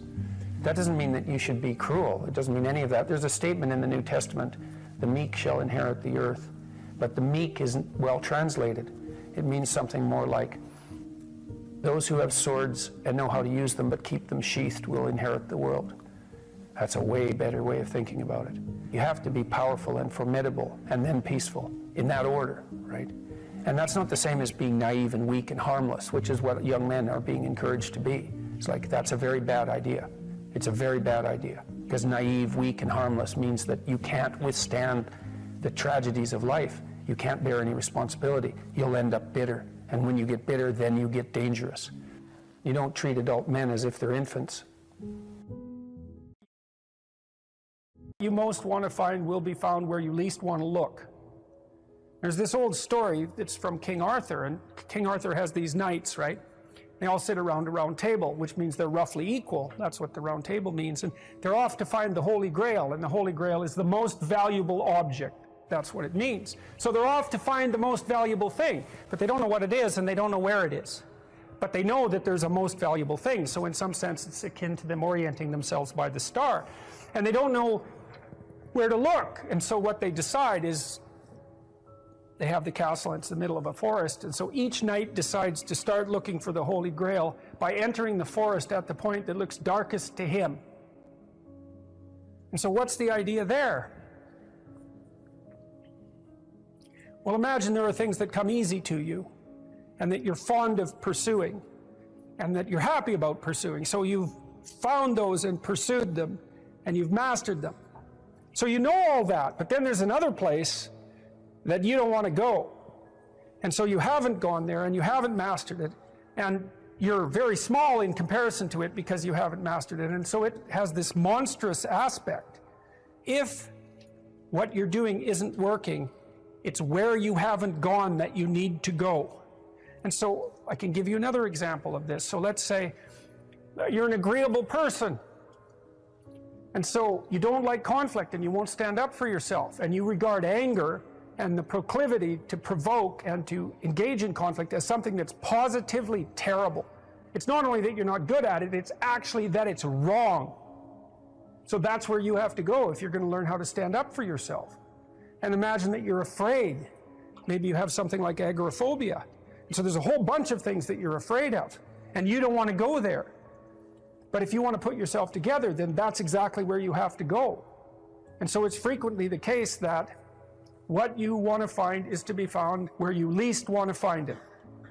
And that idea is echoed in the prominent stories of dragons and gold. It's exactly the same idea. The dragon is this terrible thing. It's this terrible predatory thing that lives forever and is very, very wise. And it lives underground, and it'll kill you. It'll burn you up in a second. But it hoards gold. And so you have to go there into the dragon's lair if you're going to get the gold. And that's a representation of people's paradoxical relationship with reality. It's like you have to go out there and confront it in order to incorporate what it has to offer to you. But the probability that that's going to be intensely dangerous and push you right to the limit, first of all, those are actually the same thing. If it didn't push you to the limit, you wouldn't gain anything valuable from it. So you don't get one without the other. You don't get the gold without the dragon. That's a very strange, very, very strange idea. But it seems to be accurate. So all of that's lurking underneath this, in this imagery of the whale. Now, the whale, you can think of the story of Jonah. What happens with Jonah is that, roughly speaking, he's a prophet, and God tells him that he has to go to this city and straighten it out because it's veered off the path and it's heading towards doom. And Jonah thinks, I'm not going to that city to tell those people anything like that because they're not going to be very happy with me just showing up there and telling them, you know, everything they're doing wrong. And so he hops on a boat and tries to get out of there. And then God conjures up this huge storm and the boat is about to be swamped. And Jonah admits that it's actually his fault because God's upset with him because he got this direct command to go straighten out the city and he ran off. And so they're not happy about this, but they throw Jonah overboard and the sea's calm and great fish comes up, a whale, and swallows him. And then he's down in the fish for 3 days and it throws him up on the dry land. And then he's learned his lesson by that time and he goes off to pursue his proper destiny. So that's echoed in this story as well, that if you don't follow the pathway that you're supposed to follow, the seas will become stormy for you and something will come up and pull you down and you'll be in a terrible place for some length of time till you learn your lesson. And if you're lucky, you'll get spit back up on shore and then you can go do what you should do. Well, I mean, that's not a lesson that anybody needs to have interpreted. I think everybody understands that. Part of spiritual development is to recognize the satanic tendencies that characterize you and to fully wrestle with them and to integrate them. That's the thing. It's not so much to cast them away, it's to transmute them. You know, and you can see the difference between people who've done that and people who haven't, at least to some degree, because people who haven't integrated the shadow at all are naive. And you can tell that when you look at them, and you can tell that when you talk to them. And because they're naive, they're often resentful as well because they get taken advantage of. And someone who's integrated that more, they're dangerous in the martial arts sort of way, which is they're dangerous, but they don't have to use it because their presence radiates implicit potential for havoc, and that's really necessary.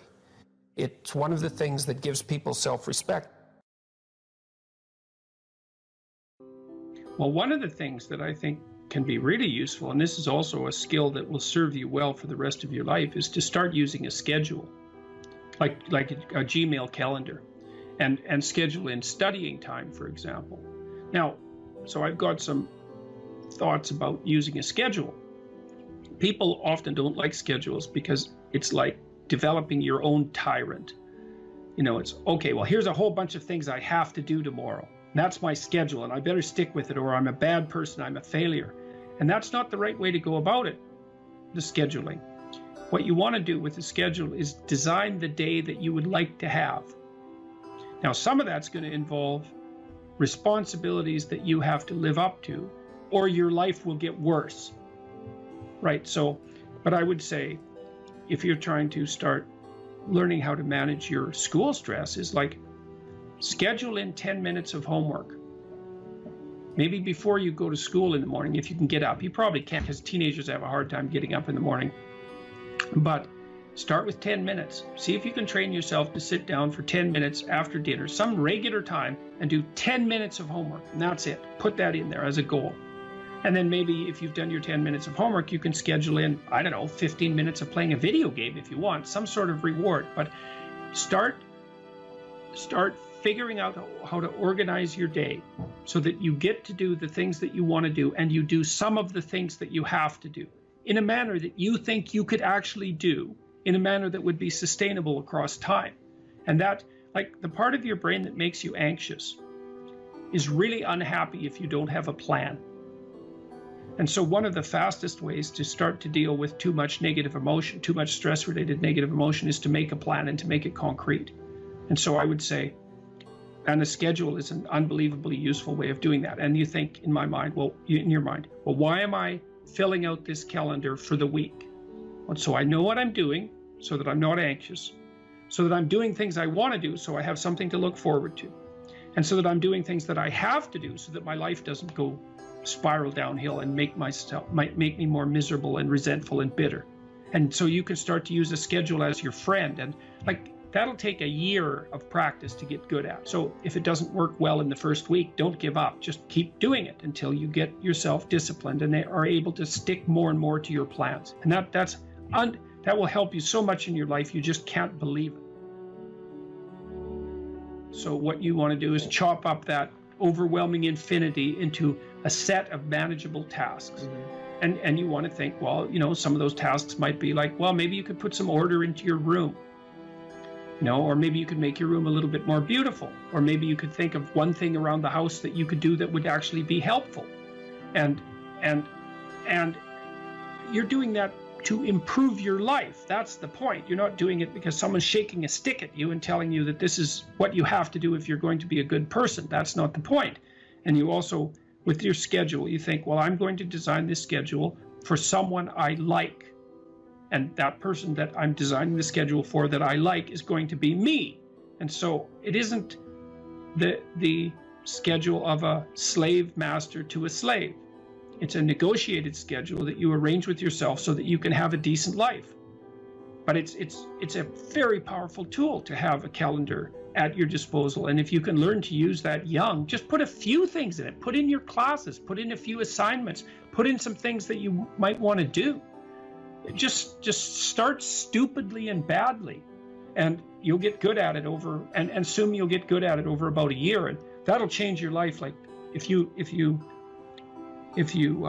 learn to listen to people, if you decide that you're not going to say things that you know to be untrue, and if you learn how to schedule your time, your life will change for the better so much that you won't believe it, and that will keep happening more and more and more and more as you get older. So it's a great thing to start practicing if you could start practicing that when you're a teenager, and you get that under control by the time you're 18, you'll be absolutely deadly.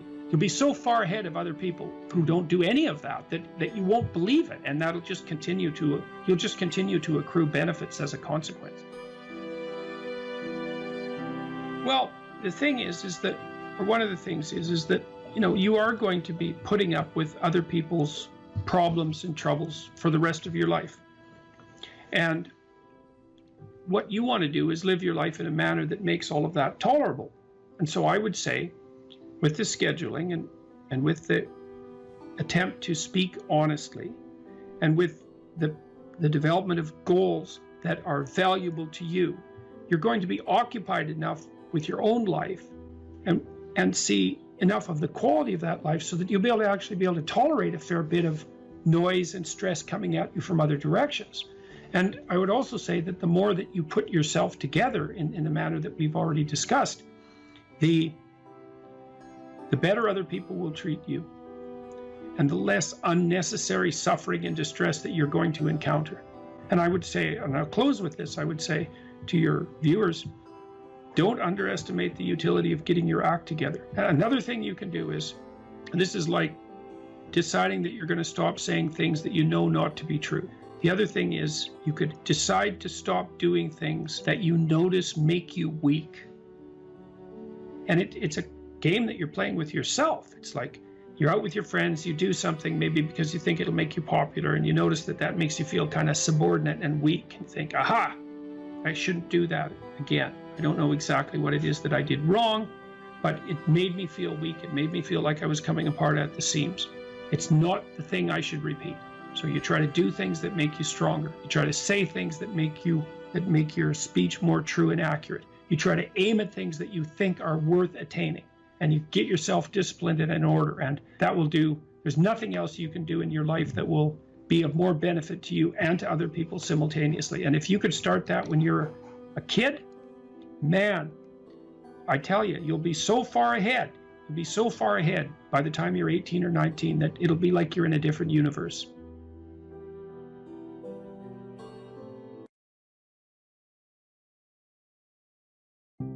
I don't know what the hell you should do with your life. I can help you figure it out, maybe. We can talk about it, but you are the person who has to decide if the things that you're aiming for, get you out of bed in the morning. And then you got to specify the transformation processes and start practicing them. And you have to understand that you're going to be bad at it, but it doesn't matter, because bad's fine. Persistent is what you need to be.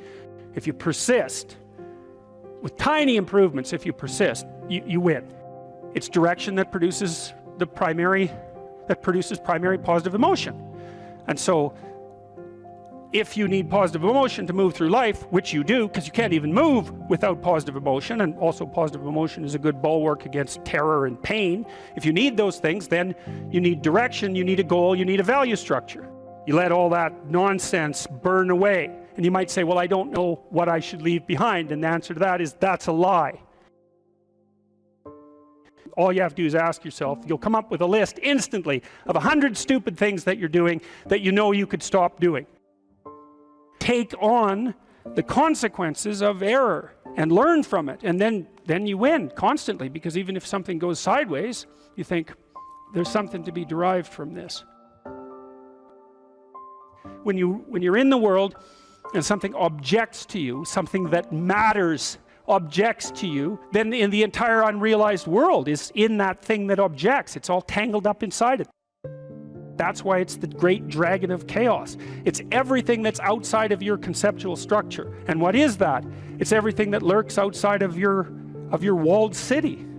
And it's manifested itself like the snake in the garden. And the easiest thing to do is say, I'm not having anything to do with that. But the problem with that is, well, you get your C- and you don't do anything about it. Maybe you're a little bitter and more resentful, and your study habits get a little worse. So the next time you get like a D+, and then you collect a bunch of Fs, and then you stop going to school, and then you stop showering, right? Then you end up jumping off the bridge. And so that's how the dragon eats you when you don't pay attention to it. And so it's no bloody wonder that people avoid, It's really no wonder that they avoid, because error messages contain within them the implicit world. Now, the upside of that is, well, they contain within them the implicit world. And the world isn't all negative. And so maybe you get your C-, and that's actually the best gift you ever got, because somebody finally took you and went, whack, clue in. And so you take that apart and you think, oh, I don't know how to write. I don't know how to think. I've never read anything in my life. My study habits are abysmal, like maybe I'm working at 2% efficiency, which it's like to find that out is so optimistic. I mean, if you're barely hanging in there, but you're only working at 2%, you might imagine what you could have as a life if you're working at like 50%. So So that the C- can be the best gift you ever had, and that's the gold that the dragon hoards. That's exactly what that means. That doesn't prove that you're stupid. And now it implies that you might be stupid, but it doesn't, right, really, it does, and that's why you don't want to look at it. Maybe it implies that you're lazy, or implies that you're ignorant, or like it implies all sorts of terrible, but you don't want to leap to that, and that's sort of the proclamation of innocence before guilt. You are the thing that is, and you're the thing that becomes, and you should put the thing that becomes at a higher place than the thing that is. That means you also have to allow yourself to shake off those things about you that you might be pathologically attached to, habits and people for that matter, ways of thinking, all of those things. You have to allow yourself to shake those off, and that's more like a burning. That's why the phoenix is the symbol that it is, right? It's old and it deteriorates, it bursts into flame, and then it's reborn. It's like, well, do you want to be reborn? It's like, well, that's not the question. The question is, do you want to burst into flame? And the answer to that generally is no, but that's the wrong answer. The right answer is you let all that nonsense burn away. And so then you look at the micro routines. It's okay, well, I got a C- in this course. Maybe I should study for that course 15 minutes more a day for the next 3 months. And then you ask yourself, do you think you could do that? No, I'm too useless. Okay, how about 15 minutes every second day? You think you could do that? You put it in your schedule, like 15 minutes every second day in the morning. And that's while you think, well, what's wrong with me? Well, I'm not very good at managing my study schedule. That's not quite down here at the behavioral level, but it's pretty close, because what you can take an action. You can open up your schedule and you can say, well, I'll mark 15 minutes aside. Then you can practice doing that. It's pretty low level in the hierarchy. It means, well, you're still not a horrible person. You just got to polish up your work ethic. It's like, shut the hell up most of the time. But now and then you don't shut up because it's time to say something. You don't want to make unnecessary enemies, though. Well, you don't want to take yourself apart any more than is absolutely necessary. Develop some of the micro routines on the other side of the personality distribution. So if you're disagreeable as hell, maybe you could start learning how to do nice things for people. And that actually works, by the way. So if you take disagreeable people who are depressed and you get them doing nice things for other people, their depression tends to lift. But then by the same token, if you're agreeable, then you should practice doing some things for yourself and being more tough-minded in your negotiation. You know, you're extroverted. It's like, okay, man, learn to spend some time with yourself, right? You're low in openness. Well, try reading a book that's outside of your, your sphere of interest now and then. If you're conscientious, well, you should probably learn how to relax occasionally, and so forth. So you can, I think partly what you're doing as you're developing your personality is not moving the mean much, the average, where you're located, but you're extending the standard deviation so that you're a bigger bag of tricks than you were before. Life has got its rat's nest of miseries, and that's for sure. And maybe you could even make a categorical statement that life is mostly a rat's nest of misery. And you could make a pretty powerful argument for that. But then there's a counter question, which is, well, what if you tried not to make it any more miserable than it had to be, right? Then what would it be like? I would suspect that most of that misery would go away, because it's the unnecessary misery that really brings you down. It's like, well, if someone has cancer, it's like, that sucks. But it's not like you can say, if only we had done this differently, then that wouldn't have happened. But when someone's out like torturing you in a malevolent way, or maybe you're doing the same, you can always ask yourself, well, is this really necessary? Is this just like a useless add-on to the miseries of life? That's what disheartens people. And so even in your own life, if you aren't suffering from self-imposed misery, and you're only suffering from inescapable misery, maybe you could handle that, and even maybe without becoming irredeemably corrupt. And so the goal would be, well, yeah, life is a rat's nest of miseries, and maybe it has no ultimate meaning. We could say that if we're feeling particularly pessimistic, but it still leaves one question open, which is, if you didn't do everything you could to make it worse, how good could you make it be? And the least answer is, well, it could be tragedy, but maybe not hell. Your attention, for example, is mediated by unconscious forces. And you know that perfectly well. And this is another Freudian observation. If you're sitting down to study for example, your conscious intent is to study. But you know perfectly well that all sorts of distraction fantasies are going to enter the theater of your imagination non-stop and annoyingly. And there isn't really a lot you can do about that except maybe wait it out. You know, so you'll be sitting there reading and your attention will flicker away. You'll think about, I don't know, maybe you want to watch Jane the Virgin on Netflix or something like that. Or maybe it's time to have a peanut butter sandwich. Or you should get the dust bunnies out from underneath the bed. Or it's time to go outside and have a cigarette. Or maybe it's time for a cup of coffee. Or it's like all these subsystems in you that would like something aren't very happy just to sit there while you read this thing that you're actually bored by. And so they pop up and try to take control of your perceptions and your actions non-stop. Maybe you think, well, this is a stupid course anyways. Why do I have to read this damn paper? And what am I doing in university? And what's the point of life? It's like you can really get going if you're trying to avoid doing your homework. And then you might think, well, what is it in you that's trying to avoid? Because after all, you took the damn course and you told yourself to sit down. Why don't you listen? Well, because you're a mess. That's basically why. You haven't got control over yourself at all. And no more than I have control over this laptop. Okay, so there's the memory function of the unconscious, and there's the dissolutive function. That's an interesting one. The unconscious contains habits, once voluntary, now automatized, and dissociated elements of the personality, which may lead a parasitic existence. That's an interesting one. I would relate that more to procedural memory. You know, so what you've done is practice certain habits, whatever they might be. Let's call them bad habits. And you like those things to get under control, but you can't. So maybe when you're speaking, for example, you use like and you know, and you say a lot. And you've practiced that, so you're really good at it. And you'd like to stop it, but you don't get to because you've built that little machine right into your being, right? It's neurologically wired, and it's not under conscious control. And anything you practice becomes that. It becomes part of you, and that's another element of the unconscious, a different part. And then there's a creative part, which is that, well, you know, you're sitting around and maybe you're trying to write something, or maybe you want to produce a piece of art or a piece of music, or maybe you're just laying in bed dreaming and you have all these weird ideas, and especially in dreams, it's like, where do those things come from? And even more strange, one of the things that's really weird about dreams, and almost impossibly weird, is that you're an observer in the dream. It's like a dream is something that happens to you. Well, you're dreaming it, theoretically, so how is it that you can be an observer? It's almost like you're watching a video game or a movie, but you're producing it, at least in principle, although the psychoanalysts would say, well, no, not exactly. Your ego isn't producing it. Your unconscious is producing it. It's a different thing. It's a different thing. And of course, Jung would say, well, it's deeper than that. The collective unconscious might be producing it. It's in some sense, it isn't you exactly, or it isn't the you that you think of when you think of you. And that's the ego from the Freudian perspective, the you that you identify with. That's the ego.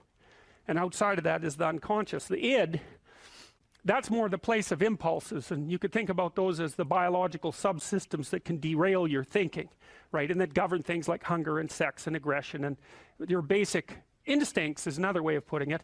And it's a reasonable way of thinking about it because these are subsystems that you share with animals. You share them certainly with mammals. You share most of them with reptiles. You share a lot of them with amphibians, and even going all the way down to crustaceans. There's commonality, for example, in the dominance hierarchy circuits. And so these are very, very old things. And the idea that you're in control of them is, well, you're not exactly in control of them. And I would say the less integrated you are, the less you're in control of them, and the more they're in control of you. And that can get really out of hand, you know.